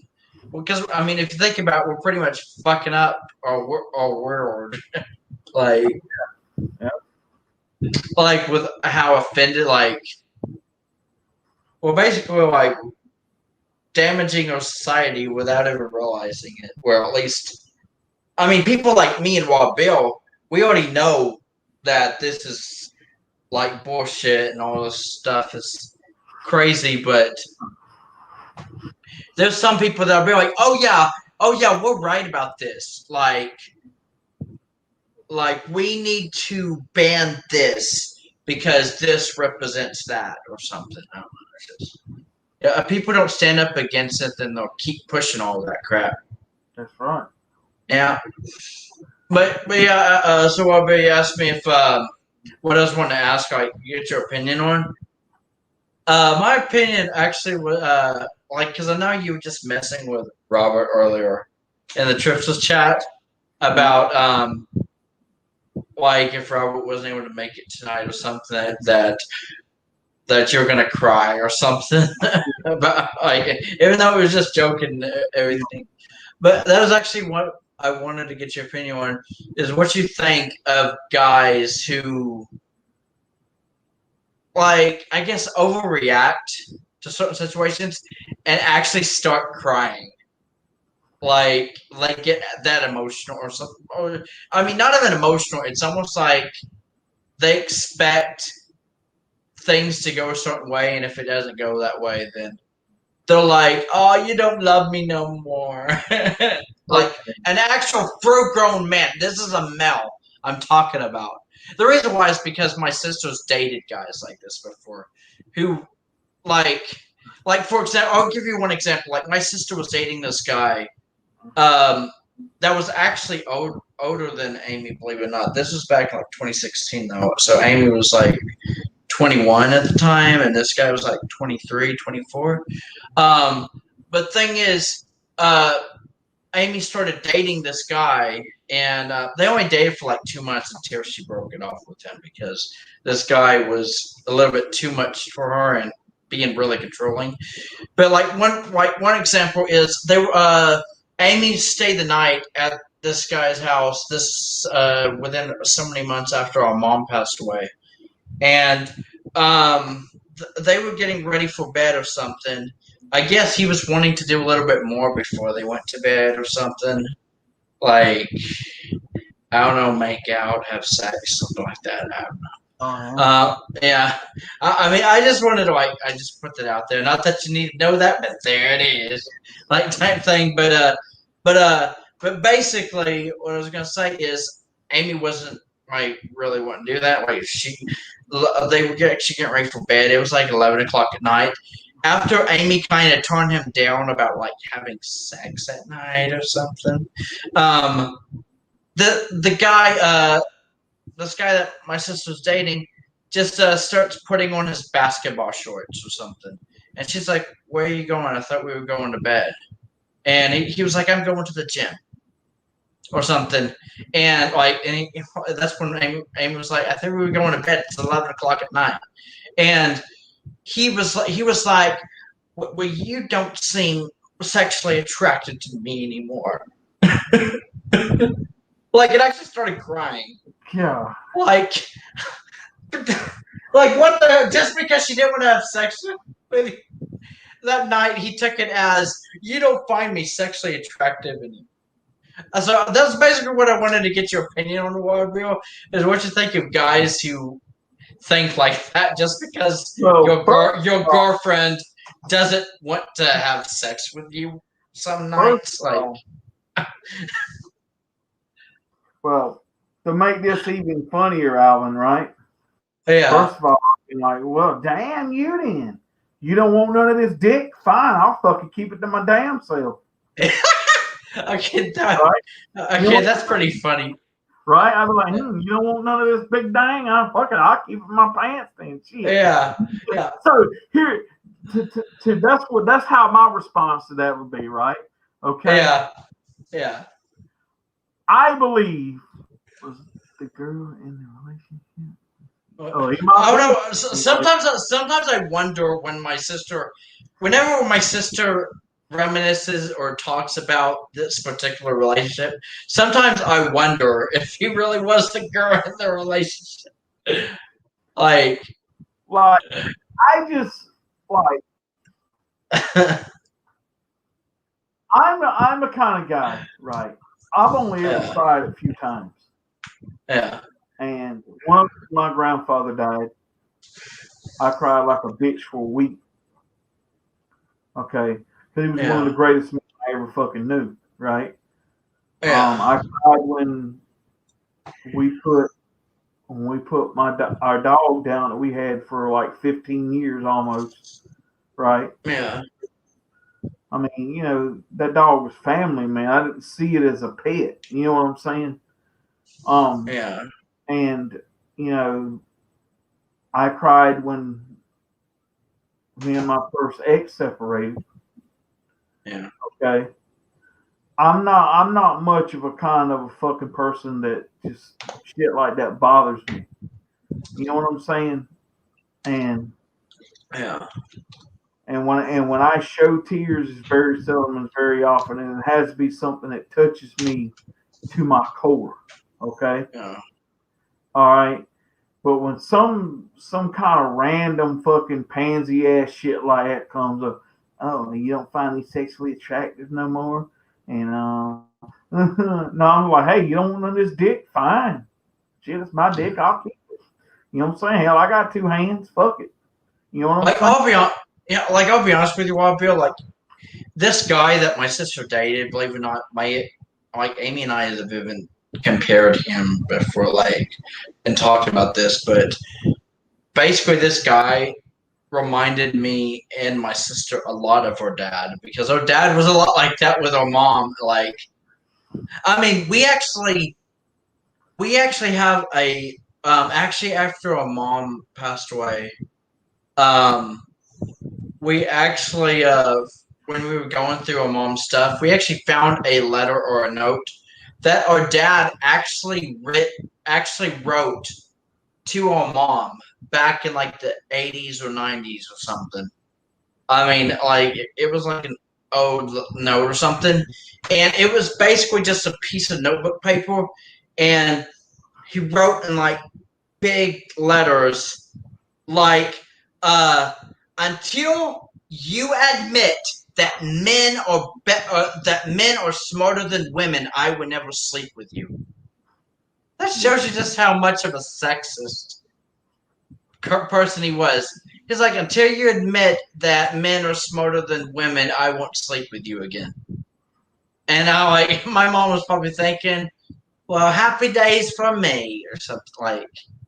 I would like, what the hell? Like that just shows you just how sexist our dad really was. See, like I'm gonna be honest with you, man. Like I hear Yeah. guys at work and shit. They talk all this shit to these fucking women and shit. Oh man, you know all this shit, and I'm sitting here like, Yeah. but when it comes down to it, a lot of them wouldn't fucking knew nothing if they fucking had the chance to fucking try. Yeah. Because they just like to talk fucking shit. Yeah. See,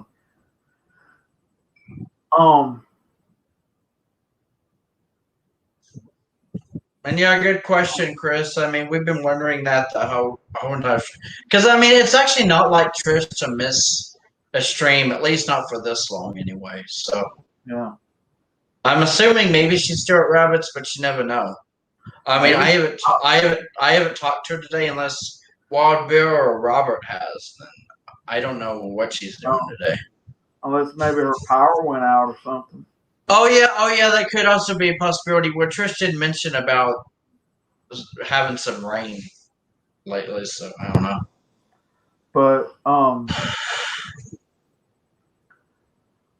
no, like I see some of these fucking guys on TV and shows like all this fucking pansy ass like this shit when they do all this fucking racial and trans and all this different kind of dumb woke shit they do. And you see these fucking men crying on TV. I'm like, you fucking bunch of pansy ass motherfuckers. Yeah. I'm like, God damn, be a man, grow a fucking set. Yeah. You got a dick for a reason. Yeah. Like, I mean, damn. I mean, yeah. Like I know these are real experiences where, like, we're talking about like real things that we've probably seen or something, like about men acting like that. But whenever this happened, though, like I didn't mean to interrupt you, Bill, if I did or something, but I was just gonna say that it kind of reminds me of this happened years ago, back in like 2005. Believe it or not, actress Kirstie Alley had a show for a short time. It was called Fat Actress or something.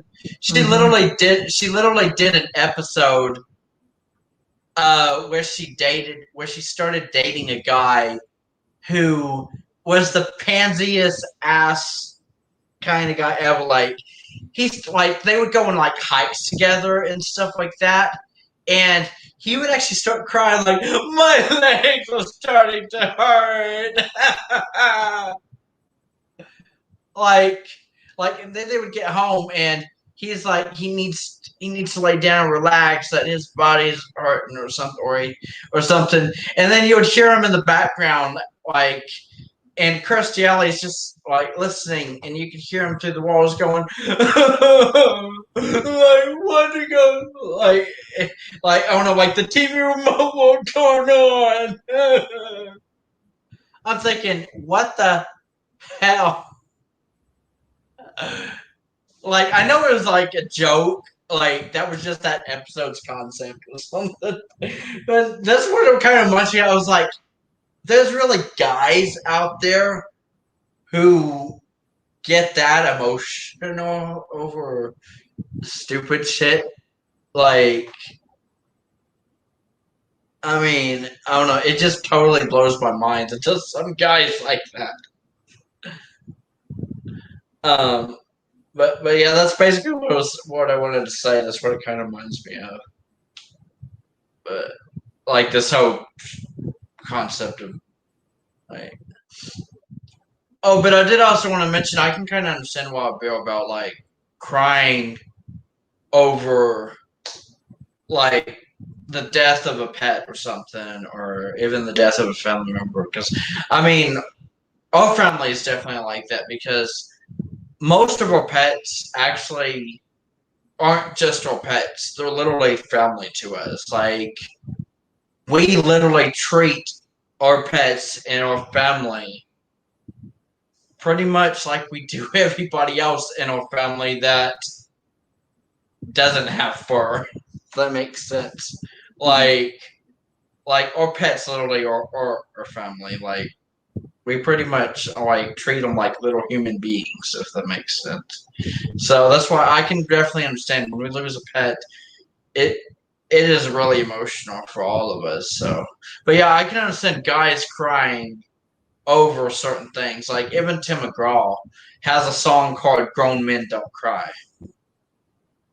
Which he was like, he don't understand why people say grown men don't cry because grown men can cry about some things that even women will cry about. But thing is, there's a difference between crying over like the death of a loved one or something that really gets you emotional versus crying over spilt milk, pretty much.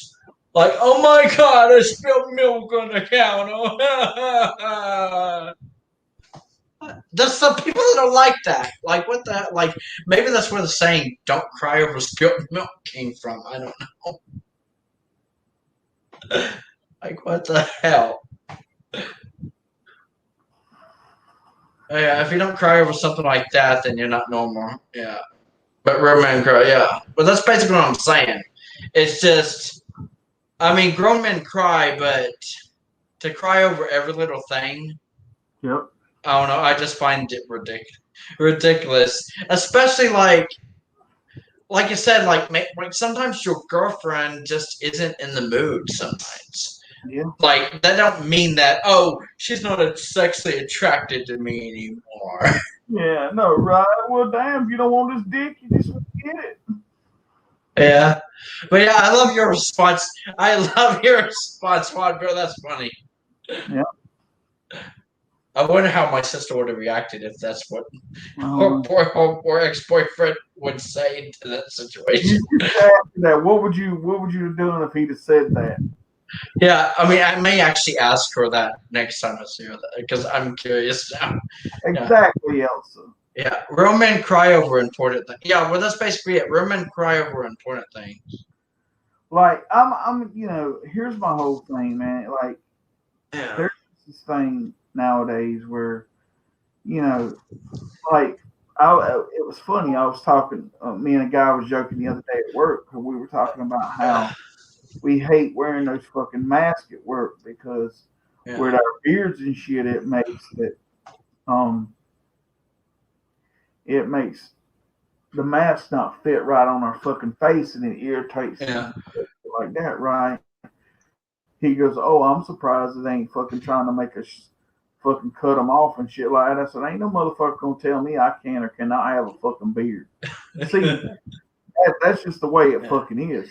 Whether people might think, there, and this whole like I'm gonna tell y'all something. And something I kind of wanted to add into the Crystal Do thing, kind of to a certain extent.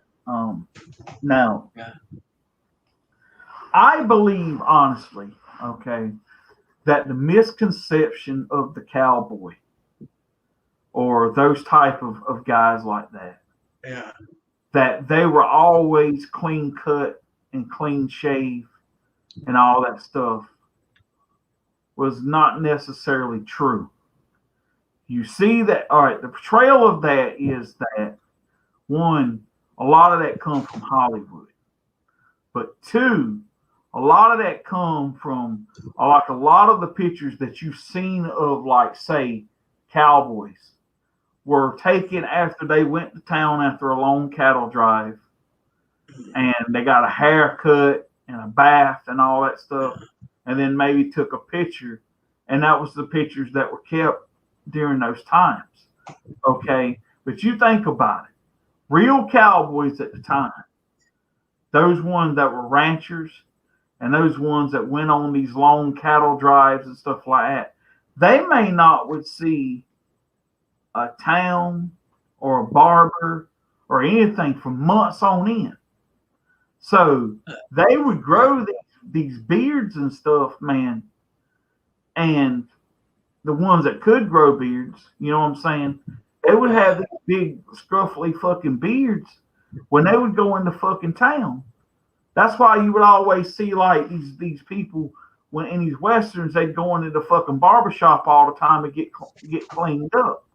But the real portrayal of a cowboy is those ones that would go on these long cattle drives and stuff and drive these cattle and be gone for months at a time, and they're growing their beards. And back then, you know, I hate to say it, but people didn't bathe every day like they do now. And sometimes they were lucky if they got a bath a week. You know what I'm saying? So the real portrayal of that is not, I don't believe, is the clean cut kind of person that one you see in Hollywood, one you see in a lot of pictures and stuff. Not that I'm against that. If that's what, you know, if cowboys are clean cut and shaved and all that stuff, if that's their image of it, that's fine. You know, I don't like, you know, I'm not saying that they're wrong or anything, but I believe that the true, because you think about something like you go out and you watch, like, you take, for instance, like the movie Lonesome Dove or something. You've seen some of them guys, how they would start that cattle drive and they would be all cleaned, and by the time they got done with it, they'd all have beards and stuff like that, or their beards got real long. Some of them's hair even got long and stuff. So, I mean, the thing is, like I said, you know, that to me, that was the real portrayal of a cowboy, was if you saw him in his everyday kind of thing, that showed the more realism of it than what you would see after a cattle drive and after they've got money and could go into town and get a bath and a clean shave and a haircut and all that stuff. But a lot of times those are the pictures that you see because those were the pictures taken at that time, you know. But I honestly believe that that's not the real portrayal of what the true cowboy looked like, you know.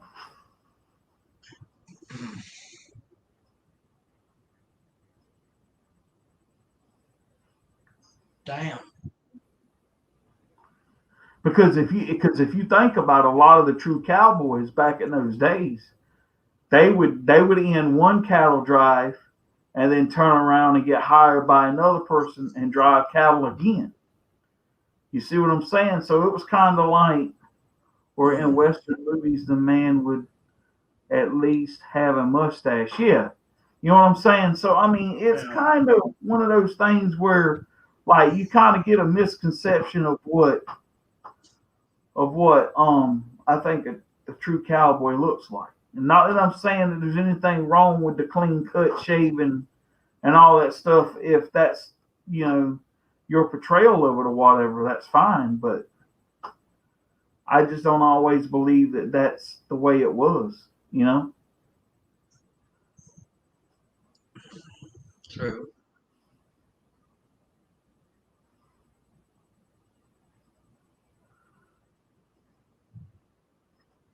But yeah, it's just,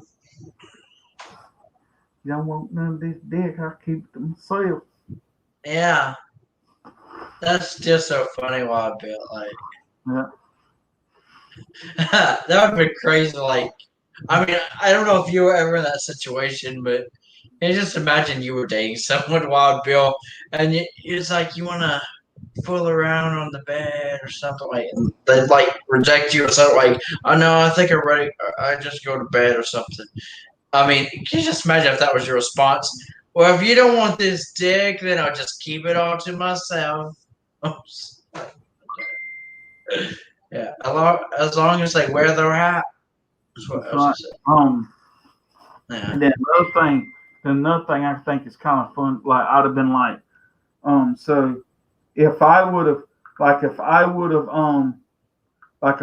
been laying there, and say she would have done me like that at first, right? Yeah. And then later on, she'd have been like rolling her.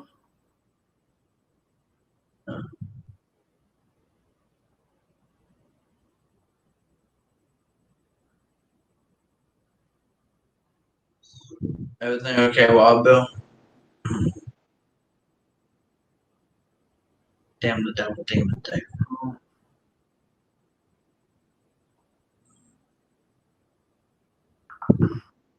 So anyway, Yeah.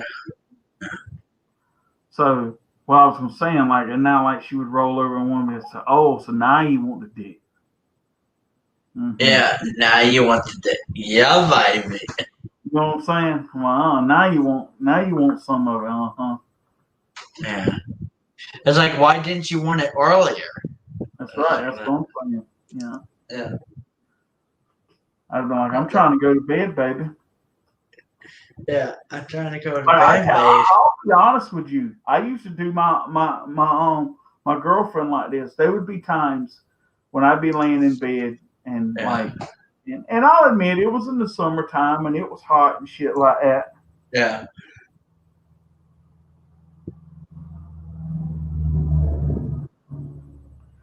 And so anyway, so damn, what the fuck was I saying? What the hell?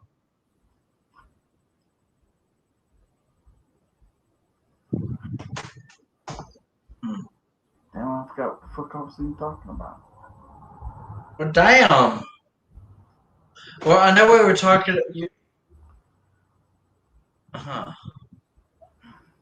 Well, we were talking about like what you would say to your girlfriend. Or oh yeah. So yeah, I'd be laying in bed and I would like kind of roll up. I'd kind of slide up next to her and like kind of put my arm around her. Don't do that. I'm hot.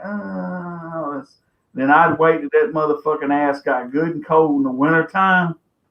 yeah. I'd slide my ass over. And then next thing I know, I'd feel her right up against me. I said, don't move up against me. I said, you didn't want to cuddle during the summertime when I wanted to put my arm around you and show you some fucking affection. And now you want to cuddle up and get some of this body? I said, you move your ass right on over. And then sometimes I'd get out of damn bed and go in the fucking like living room, start watching TV. Oh, you don't want to cuddle then, but now you fucking want to. Yeah, okay. You ain't using me for no fucking body heat. Yeah. But, yeah. So what do you think about that, Elsa? I can't believe that's hilarious. Like payback's a bitch.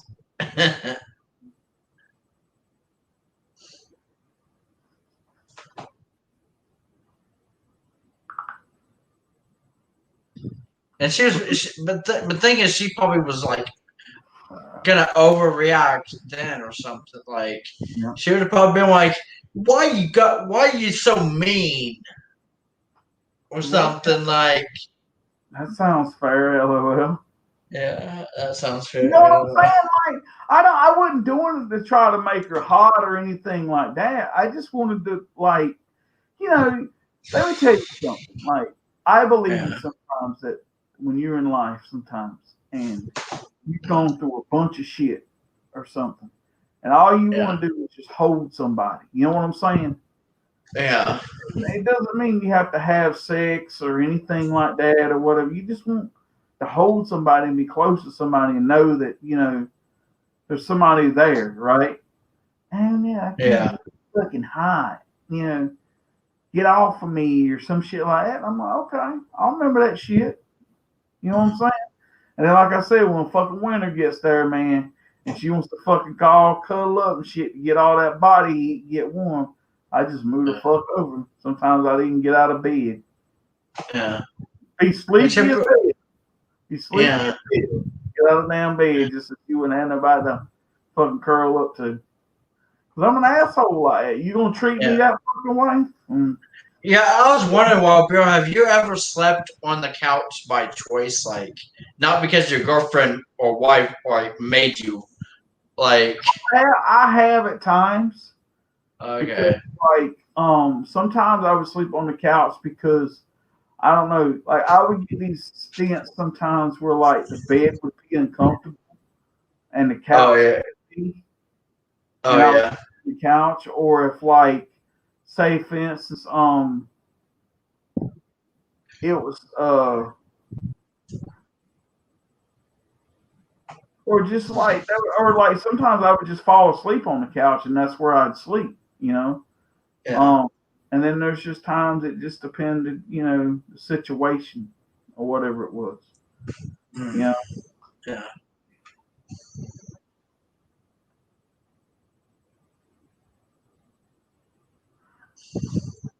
Yeah. At least Elsa says that sounds fair, though. Yeah. That's funny. I still can't get over your like original comment though. I'd be like, "Well, damn! If you don't want this dick, then I'll keep it all to myself." That's right.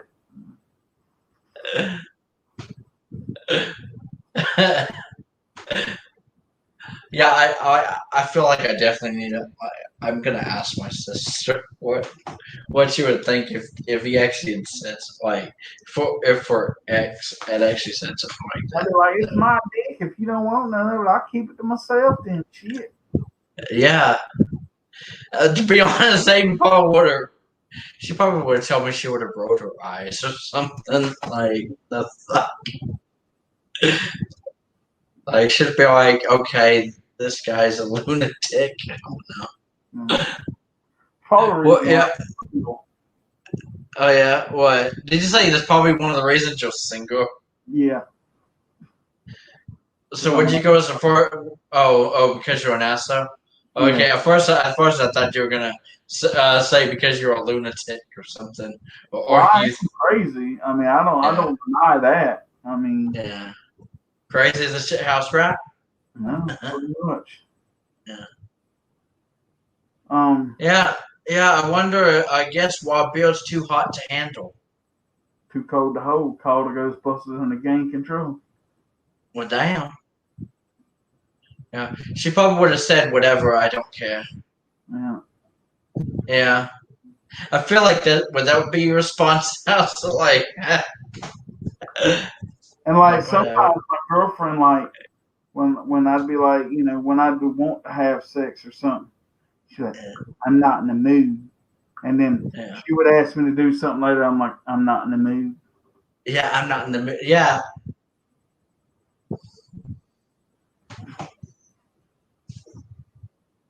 Well, they say treat others the way you want to be treated. So, in a way, I could see you like doing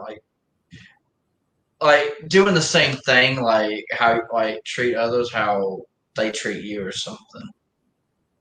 Like Bob, you're treating his girlfriend like how she treats him or something. Like always with the excuse of not in the mood, and then whenever they want something, then Wild Bill's going to do the same thing to them. I'm not in the mood. Yeah, you played our own game.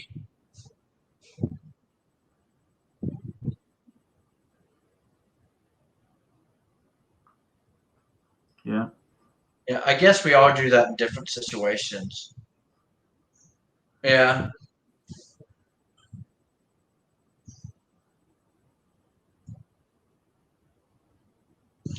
Yeah.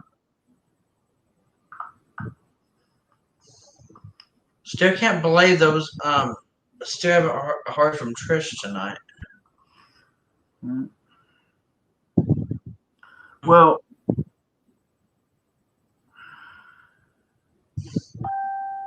I just thought I'd mention that now because I know it's getting pretty late. So I didn't know how long you were gonna until you were gonna wrap up, anyways. So I was like, That probably won't be too much longer, but yeah, I guess I just got a text from Trish. I don't know if she's coming on or not, but I guess some stuff was going on with like rabbits a day and stuff or whatever, and I'm not getting any details or anything. If she wants to, talk about it or whatever, that's her. But yeah, so she was just telling me some. So I don't know if she's coming on here or not, but oh, okay. Did she mention anything about asking you if you were still alive or anything? Or no. oh, okay.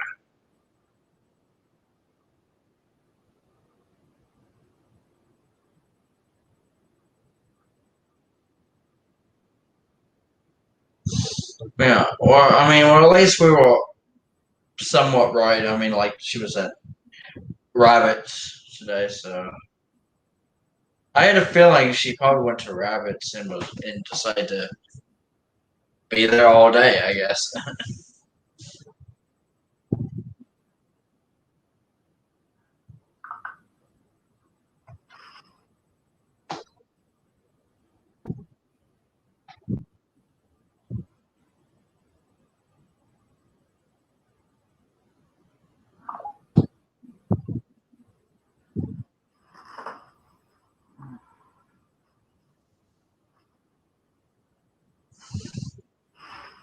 Damn, the depth of demon too. Oh yeah, she also said probably finish that pipe. That's right. That's right. I played her own game, Elsa. See, my thing is this. I really am, and I believe this, and I'm not trying to say this to toot my own horn or make people think, what I think I'm a fairly decent guy. I really do. I treat. Yeah. I see a lot of these guys at work, man, the way they talk to some of them women at work and shit like that. I'm Yeah. thinking like, man, y'all just some fucking like dirty motherfuckers. You know what I'm saying? Like I just don't talk to people the way they do and stuff like that. And one of these days they're gonna talk to the wrong motherfucker and they're gonna damn get a sexual harassment charge put on their ass. Then they're gonna fucking know something. But My sister says that about people all the time. like my whole thing, like is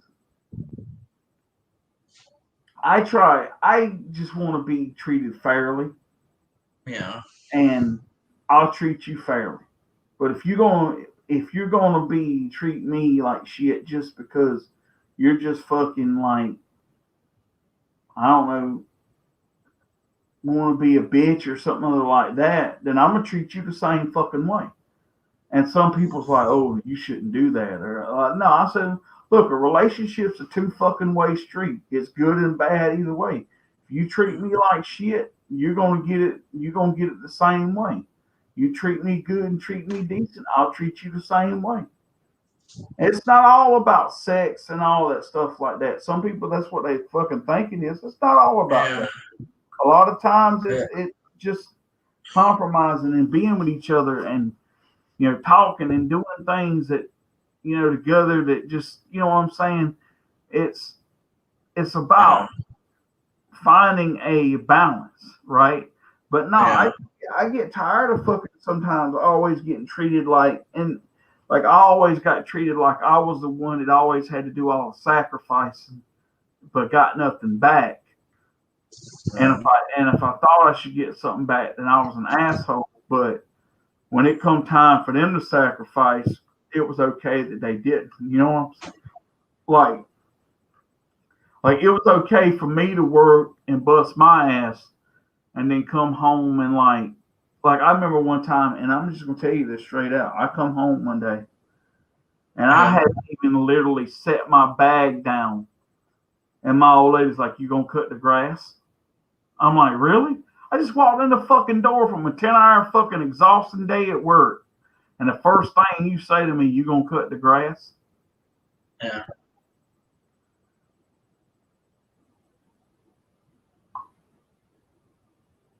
Okay, country fan. Have a good night, buddy.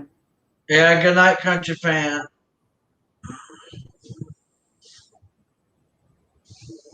But yeah, that's ridiculous. You just got like, why is it like you just like worked like a 4 shift, hadn't even sat down yet, or you just sat down and then all of a sudden you're getting told you got to do more work or something? Like,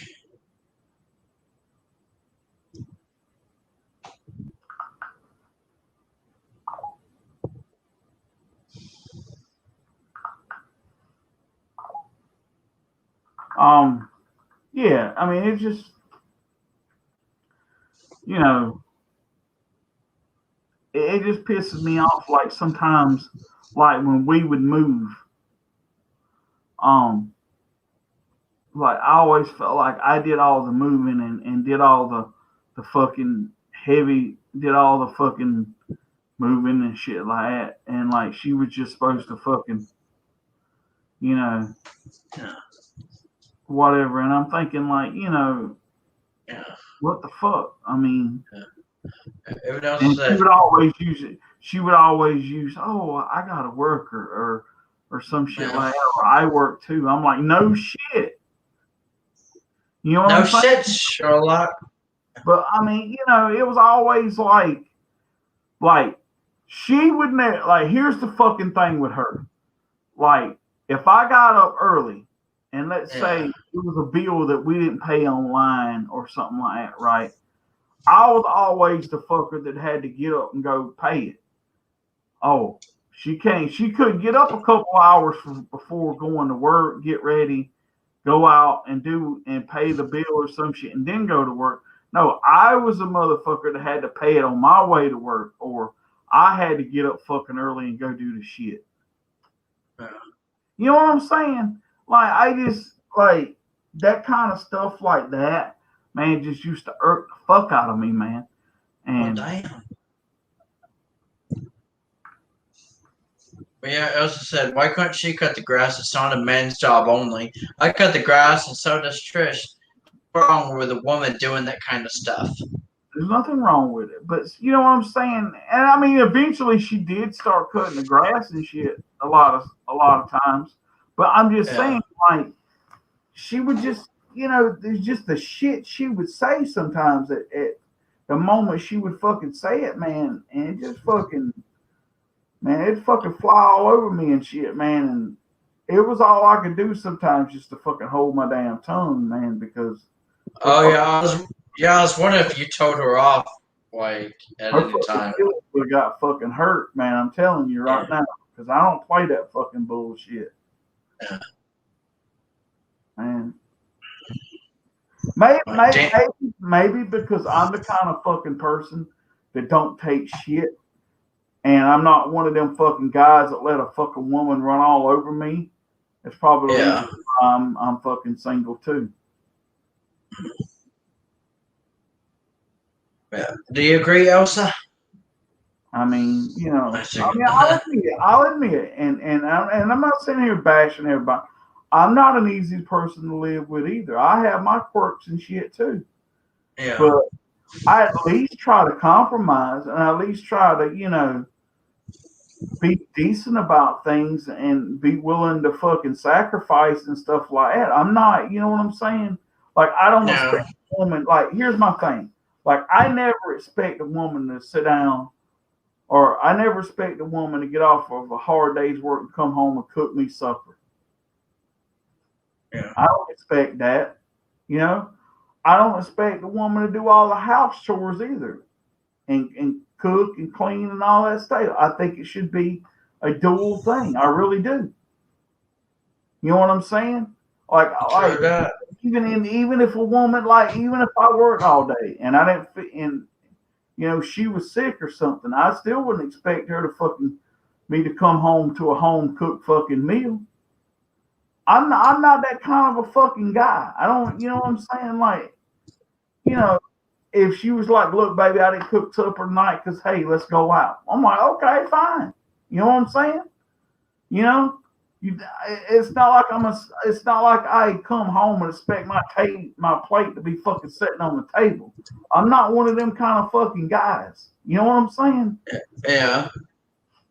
And a lot of guys believe in that kind of thing. I'm not one of them.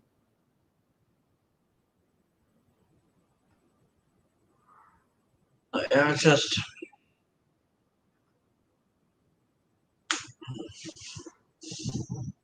Yeah, I just don't understand some people like. That's crazy.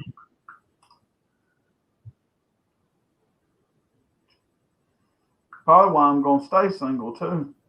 What damn? Wait, you're already making that decision for yourself, like your future decision. Pretty much, yeah. So you're saying you wouldn't be surprised if you never get in like another serious relationship again or something?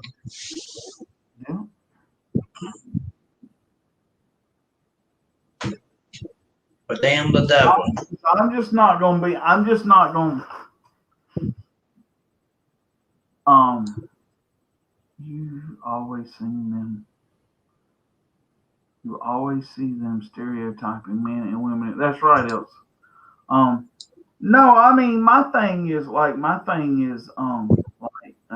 this person's gonna have to be really special for me to put myself time and energy and heart and soul into a relationship. Yeah. Don't add to it all. You know, and I'm just gonna be honest with you too, and I don't mean this to sound sexist or dirty or anything like that. But if I found a person and all they want to be with friends with benefits, Yeah. I'm fine with that too. You know what I'm saying? It's not like I'm not one of those type of people that's like, okay, oh, well, this is how it's going to be, and if you can't be this way, then I don't want to have anything to do with you. No, that's okay. That's not what you want. That's not what you want. I'm not going to force you into something you don't want. You know what I'm saying?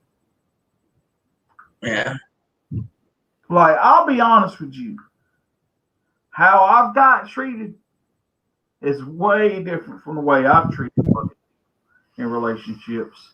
Oh wait, finally Trish is here. I volunteer as tribute. Tribute. Oh, nice. Mm.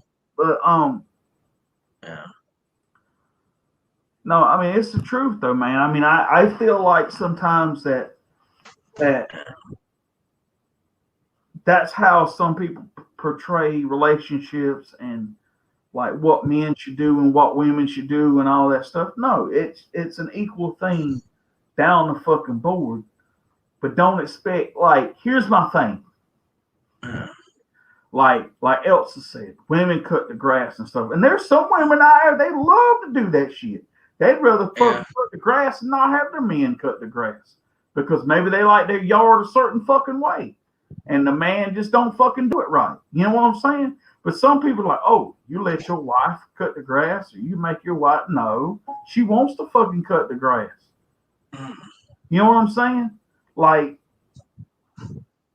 I remember one time I went outside and had about fucking 3 feet of fucking snow outside and shoveled and was out there for like over an hour fucking. We didn't have a snowblower. I used a fucking snow shovel and I shoveled her fucking driveway out so she can get out and go to work. I don't like the way you shoveled that. Guess what? Go fucking shovel it yourself then. Well, damn the devil. You didn't like the way I fucking shoveled it. You go fucking shovel it yourself. Yeah. I'd rather cut the grass than cook because I hate cooking. Damn, Elsa. Well, damn, Elsa.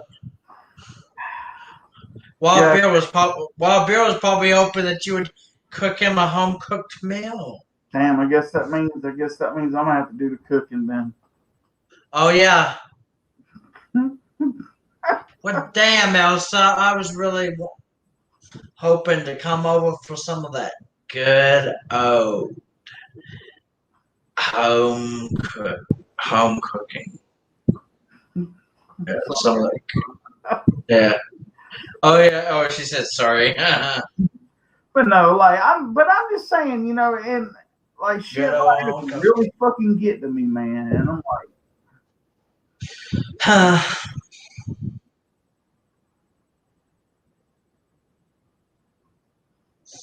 But damn. Elsa, Elsa's probably thinking she broke two guys' hearts just right now. and see, like she would always expect me to like if like say for instance, like we needed extra income or something, right? I'm Yeah. the one that's supposed to make the extra income, whether it's to get a second job or fucking volunteer or like do something on the weekends to make extra money or some shit like that. I was the Yeah. motherfucker. Um, that had to do that shit. Oh, that's some nonsense. Shit. Yes, we got. Yes, we are. No, I ain't gonna start crying now. Fuck all that. I was thinking, what? Oh, really? You're There's not gonna always, cry? hey, You're not gonna? Elsa don't want to cook. There's always fucking takeout. Oh yeah, yeah. There's always takeout SOS. That's right. You know, I mean, it just, I don't know, man. It just fucking got to me and shit, boy. It just fucking. Yeah. In a way, I'm gonna say this now, and this is no disrespect to her. She was good for me for a lot of years after I had went through the things that I went through. She gave me a sense of purpose again. I'll give her that. And despite all the things that we went through, we had some good times together. And you know, I don't take for granted for any of that. You know what I'm saying? Because without her, you know, I can't say where I'd be today. You know what I'm saying? So I mean, it's not all bad. It wasn't all bad, but there were a lot of stuff there. A lot of this stuff that I complain about kind of happened more towards the end of our relationship. I'd say probably about the last 5 years or whatever. You know, I don't know. There was just come a point in time it was kind of a downward spiral, and that was it. You know, and it was never really recovered from that downward spiral. And I mean, I can't sit here and say it's all her fault. I'd love to, but I know it's not. I know it was me. I ain't not gonna lie about it. Yeah. I honestly think though that when it come down to the end, you know, I just felt like that at the end I was the one putting more into the relationship than she was, and I wanted to do some things, and I felt like that um that like I went out and earned a degree and worked hard for it, and I felt like it was my time to want to be able to do a career in something that I wanted to, and for a chance for us to make another life maybe somewhere else, to give me an opportunity to, you know, maybe do something I enjoy doing. No, she wouldn't have it. So it was like, okay. So, you know, it was kind of like, all right, if that's the way you wanted to be, then fuck it. You know? Yeah. That's the way the cookie crumbles. That was really for me. That was really for me. The kind of the nail in the coffin that kind of just closed that. That's like, okay, that's it. Yeah, and you were done with that relationship. Yeah, it was like I'll be honest with you. I was in college, and I hadn't been long graduated, and I got my degree in like radio and TV and stuff like that. Because you know, I've told you before, I used to be a radio DJ, and I was also the station manager at the radio station at the college. Yeah. And okay, unless you know about South Carolina or whatever, or lived here or anything, and never been to Myrtle Beach, one of the biggest, like, okay, Conway is about probably 10, and the part depends on where you live in Conway. You're about 10 minutes from Myrtle Beach. Okay. Yeah. Now, there was a job online. It was for a radio station DJ, night shift in Conway, South Carolina, like 10 minutes from Myrtle Beach. Okay. She loved the beach. Every time we came down, she wanted to go to the fucking beach. When we lived here, she liked going to the fucking beach. So I figured, fuck. You know, Damn the devil. That's right up our fucking alley. You know, we could go to Myrtle Beach, get a condo or apartment or a house or something. I could drive to Conway, do my radio gig or whatever, or live in Conway and commute to Myrtle Beach, whatever. There's radio stations in Myrtle Beach, right? Oh, fuck no. I was an asshole for even thinking about it.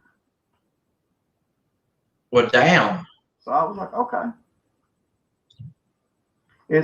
That's when I realized right then it was her and New York or nothing. Yeah. It couldn't be her and somewhere else, or me, her, and somewhere else. It had to be me, her, New York, or nothing. Mm-hmm. So I pretty much chose nothing. Well, damn. That was kind of the nail in the coffin for me. And that's the way the cookie crumbles. Yeah.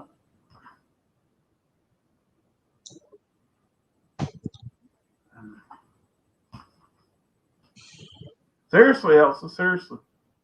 TV dinners, that's right, Trish. Get some good old TV dinners. Yeah. Some Hungry Man. Oh my God, I love Hungry Man. I'm not gonna lie. But yeah, it's just crazy. Crazy people, what, Bill? Oh yeah. Just like stupid as a stupid does, it's also crazy as a crazy does. And you can ask anybody that's ever heard my radio show. Yeah. Everybody tell you they like my show. I play good fucking shit. And I mean, it just, my thing was, and I'll admit, man, I was tired of New York, man. I was tired of living that kind of life. Yeah. Well, I think you made the right decision. No one wants to be in a toxic relationship. It's not healthy. No, it's not, Elsa. It's not. Yeah, OMG, don't get me started. Like, okay, speaking of toxic relationship, Elsa, see, that was another thing. My sister and I went to the store earlier today. Like, we were at the store earlier, and while there, my sister notices, like, an old friend of hers was there. Where, I mean, though definitely, my sister's not friends with this person anymore because of something that went down like a few years ago. This was right after her mom passed away. Basically, this guy named Travis and his girlfriend at the time, they tried to take advantage of me and Amy after our mom passed away. Like, they were actually a ride for a while because my sister didn't have a car at the time. And she didn't. Amy didn't have a license yet, so they were basically our rides, like, to places or like and everything. And they started to take advantage of us and try to, like, just invite themselves over, like, every day, not even caring whether we had anything to do, like, already planned that day or not. Like, they were just, like, trying to invite themselves over and everything. So Amy kind of, like, ended that friendship right then and there. Like, nope, we're not going to let them, like, try to run our lives and everything.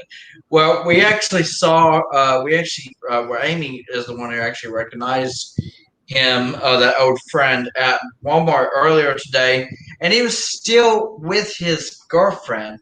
Now, I'll be honest with you, this guy, Travis, and his girlfriend,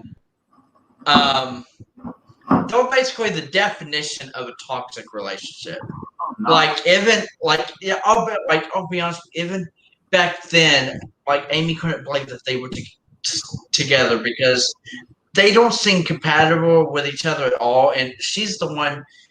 It's actually his girlfriend who's like trying to like running his life and being controlling. Like in fact, she checks his phone every so often and actually like has actually been on her boyfriend's like Facebook account and everything and checking messages, making sure he's not cheating or something.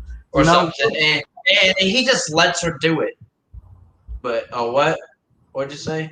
I was gonna say if a fucking woman goes checking my phone, I'll say, hey, if you in the mood of checking shit, why don't you go check my oil too? Oh yeah, oh yeah. But yeah, well that's the thing. I mean, I don't even know if this guy's just that careless or whatever. The thing is, this guy has actually, believe it or not, this old friend has actually tried to hint at Amy before. This was before Amy ended her friendship with him and everything. That he actually, because he would always talk to Amy. He would always hit up Amy talking to her about his relationship troubles and stuff like that. Yeah. And he actually gave hints to Amy before that he would love to have an affair with her or something. Oh, really? Behind his girlfriend's back. Nice. Like, oh, my girlfriend will have sex with me. Are you available? Like, that's basically what he was hinting at. You don't want none of this dick? I'll keep it to myself. Yeah, there's that comment again. But yeah. The thing is, the fact that we saw them earlier today and like they're still together, like, I don't know. My sister and even Amy agreed when we got back in the car earlier after getting like our groceries and everything. I actually said, I can't believe Travis is still with her. Like they're basically the definition of a toxic relationship. And even Amy was like, yeah, right. Like, yeah.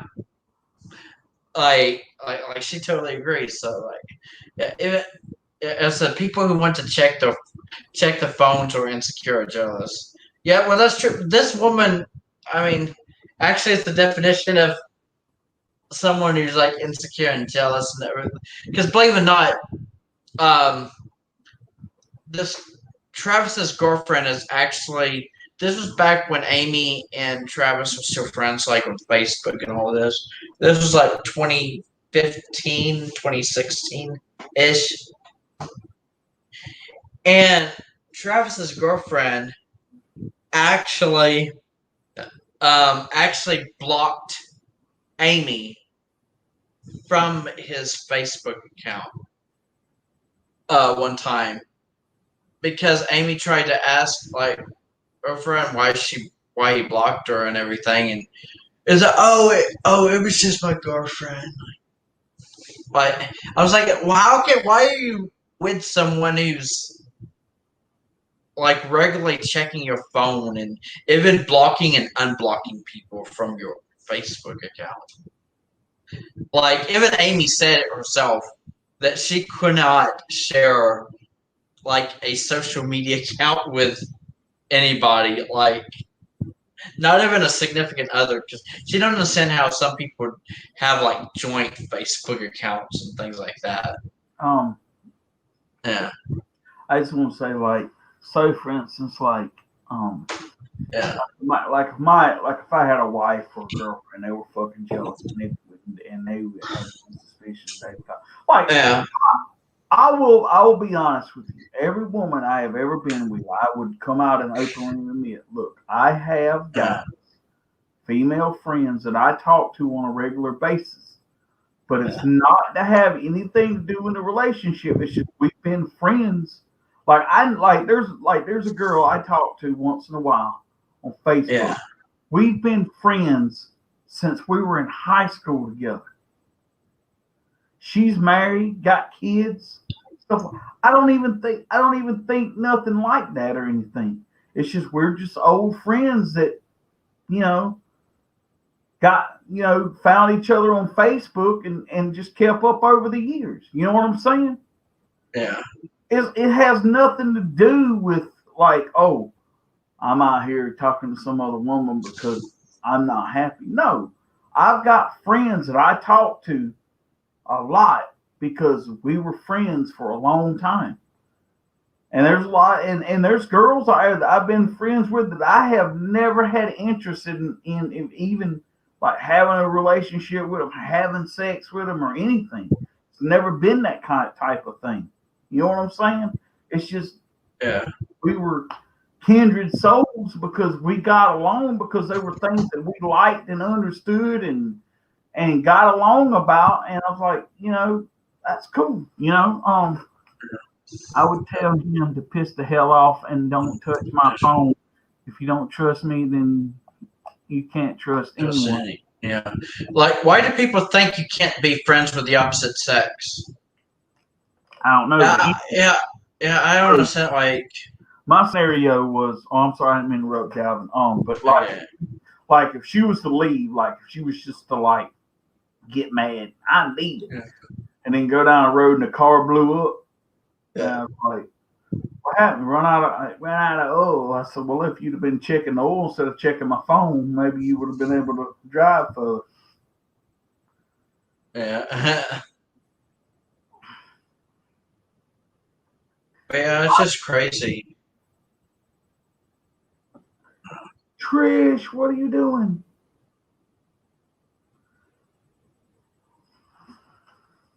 Oh, what's going on with Trish? I don't know. She ain't said nothing lately. Yeah. Last thing she said was TV dinners. Yeah. Sexy TV dinners. I was checking it.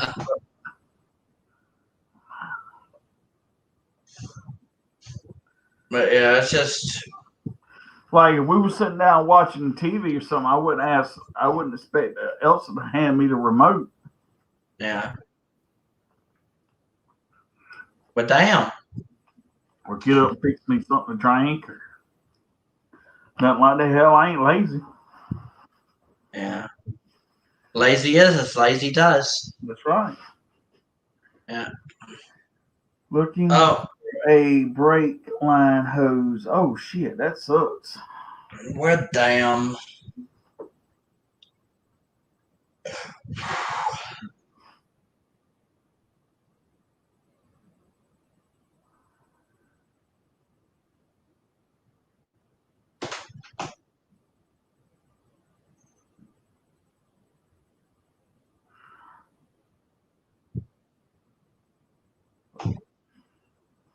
Yeah.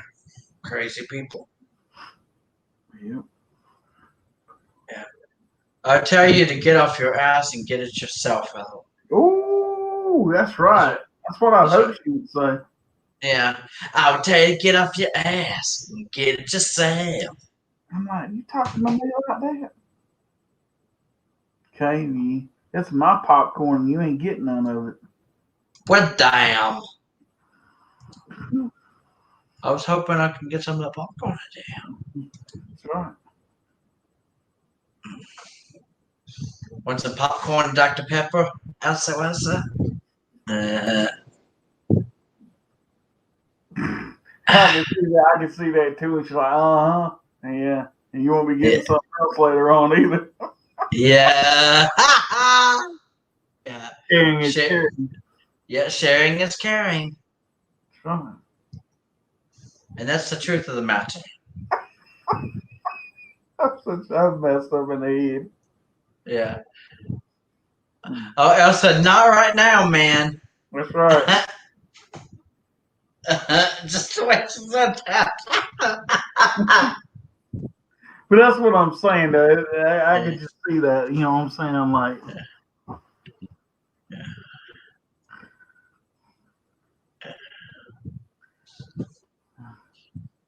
But damn the devil.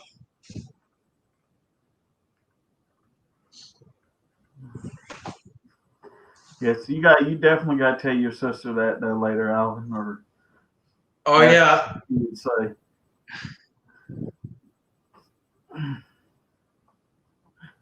What? Oh, about this is my dick. yeah. Oh, yeah. Keep it to my damn self or whatever. Yeah, yeah.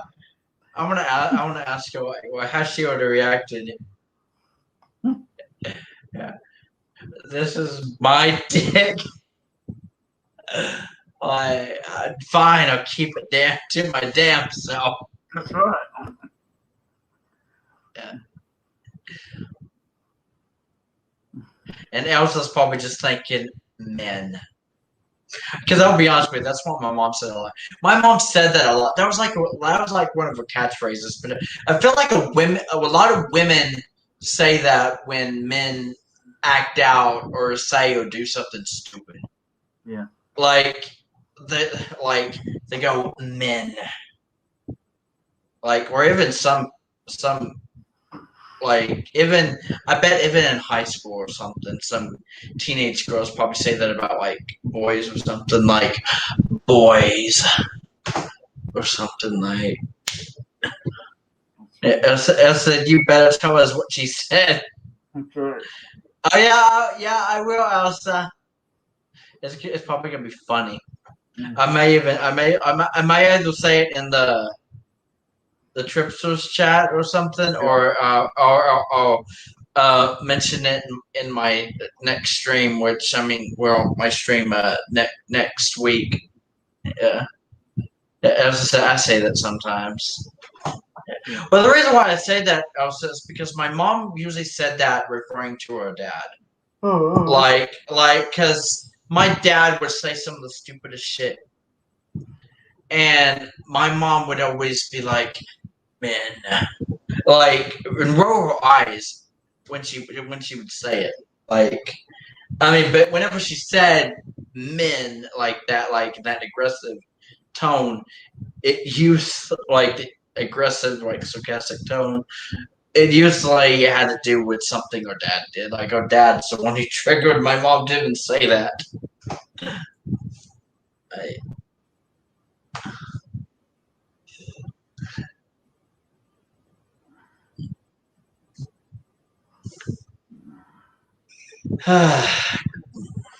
Stupid is as stupid does. That's right. You ain't getting in this popcorn. It's all mine. Yeah. Well, yeah, but yeah, that was so funny. Well, but I could just imagine you actually saying that to your girlfriend or something. That's right. Well, damn, if you don't want this dick, then I'll just keep it to my damn self. That's right. It's my dick. If you don't want none of it, hell, I keep it to my damn self then. Yeah. I wonder what she would say, like what my sister would say. She'd probably still say that she would have been like, well, that's your problem or something, or I don't, or whatever, I don't care. Like, because that's basically, I feel like my sister still wouldn't have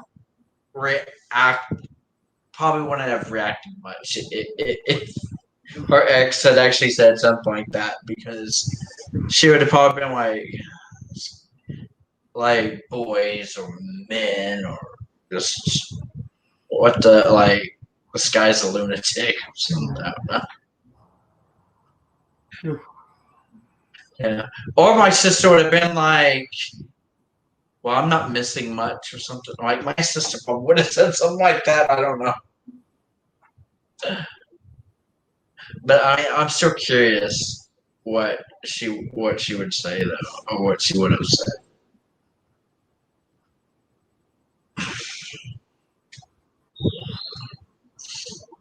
Like, crazy shit sometimes, man. Yeah, well, that's crazy. Like, it seems like you always just like Elsa. I feel like Elsa always has a response to anything you say in some very sarcastic way, or just like in some fun, in a funny way though, with a sense of humor. But I feel like, you're the same way. You would always have a response, some funny response to no matter what someone would say to you. You'd be like, "We're fine then." Yeah. But Yeah. Well, guys. Don't you do it, Wildbear. You don't. The thing is, Robert's not here right now. Just as Robert would say, don't you do it. 10 o'clock. Oh, yeah. Oh, Oh, yeah, Robert's it is still cute. here. Comment. Oh, yeah. He comments once in a while, but Yeah. But yeah, it's been a fun stream. At least you made it 3 hours. I mean, because even before the stream started, I think you told me that you were gonna try to at least last an hour, but hopefully 2 hours. So I mean, you made it almost 3 hours, so that's still pretty good. Okay. And just as Elsa would say, I think Elsa said 3 hours seems like a pretty good length for a stream. I'm gonna tell you what though. I think this is the first time in a long time though I've only had like one person on screen with me. Oh yeah, I was stream. like, oh yeah, you never got to have anybody else on screen. No.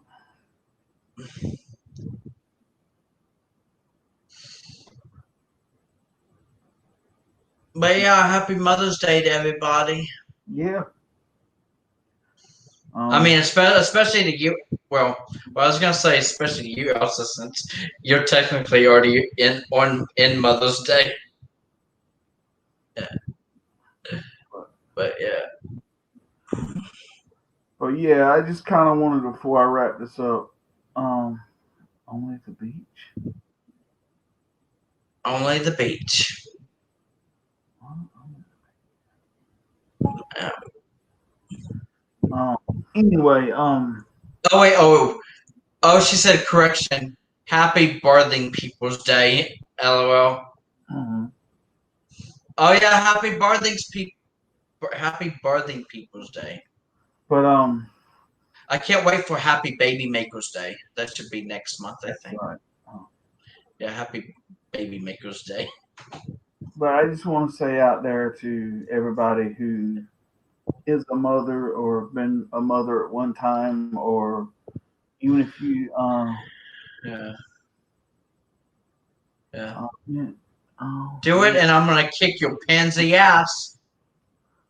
Yeah. But damn, Roberto's threatening you again, Wild Bill. Give a shit what he's doing.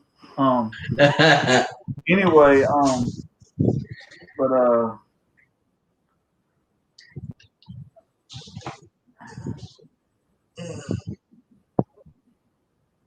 But anyway, I just say happy Mother's Day out there to everybody who has a mother, been a mother, or been even a mother to a four-legged furry animal or whatever it is. Yeah. What you do is appreciated, and what you do is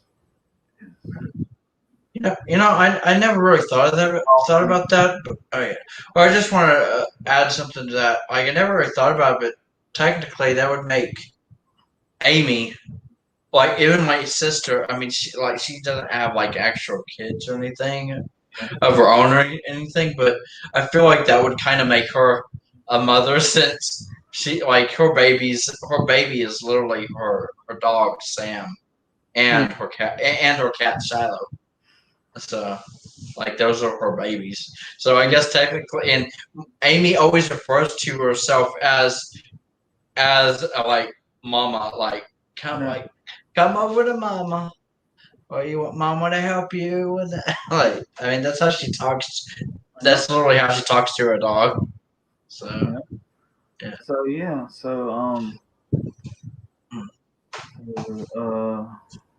Happy Mother's and happy Mother's Day to you, Trish. And like I said, all those.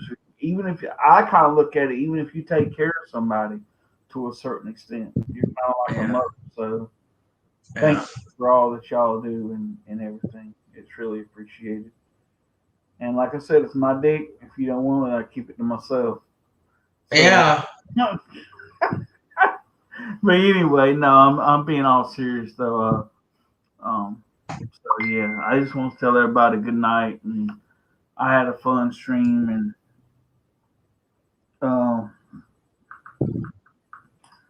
I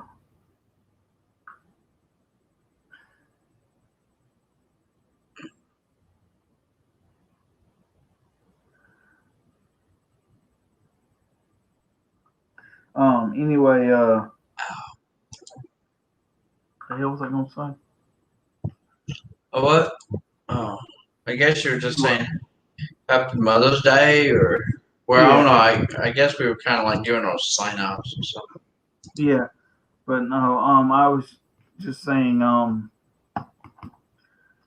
you know, so Happy Mother's Day, and we had a fun stream tonight. Oh, and I was saying if anyone missed my rant from earlier, go back and check out the stream, and you'll see that. And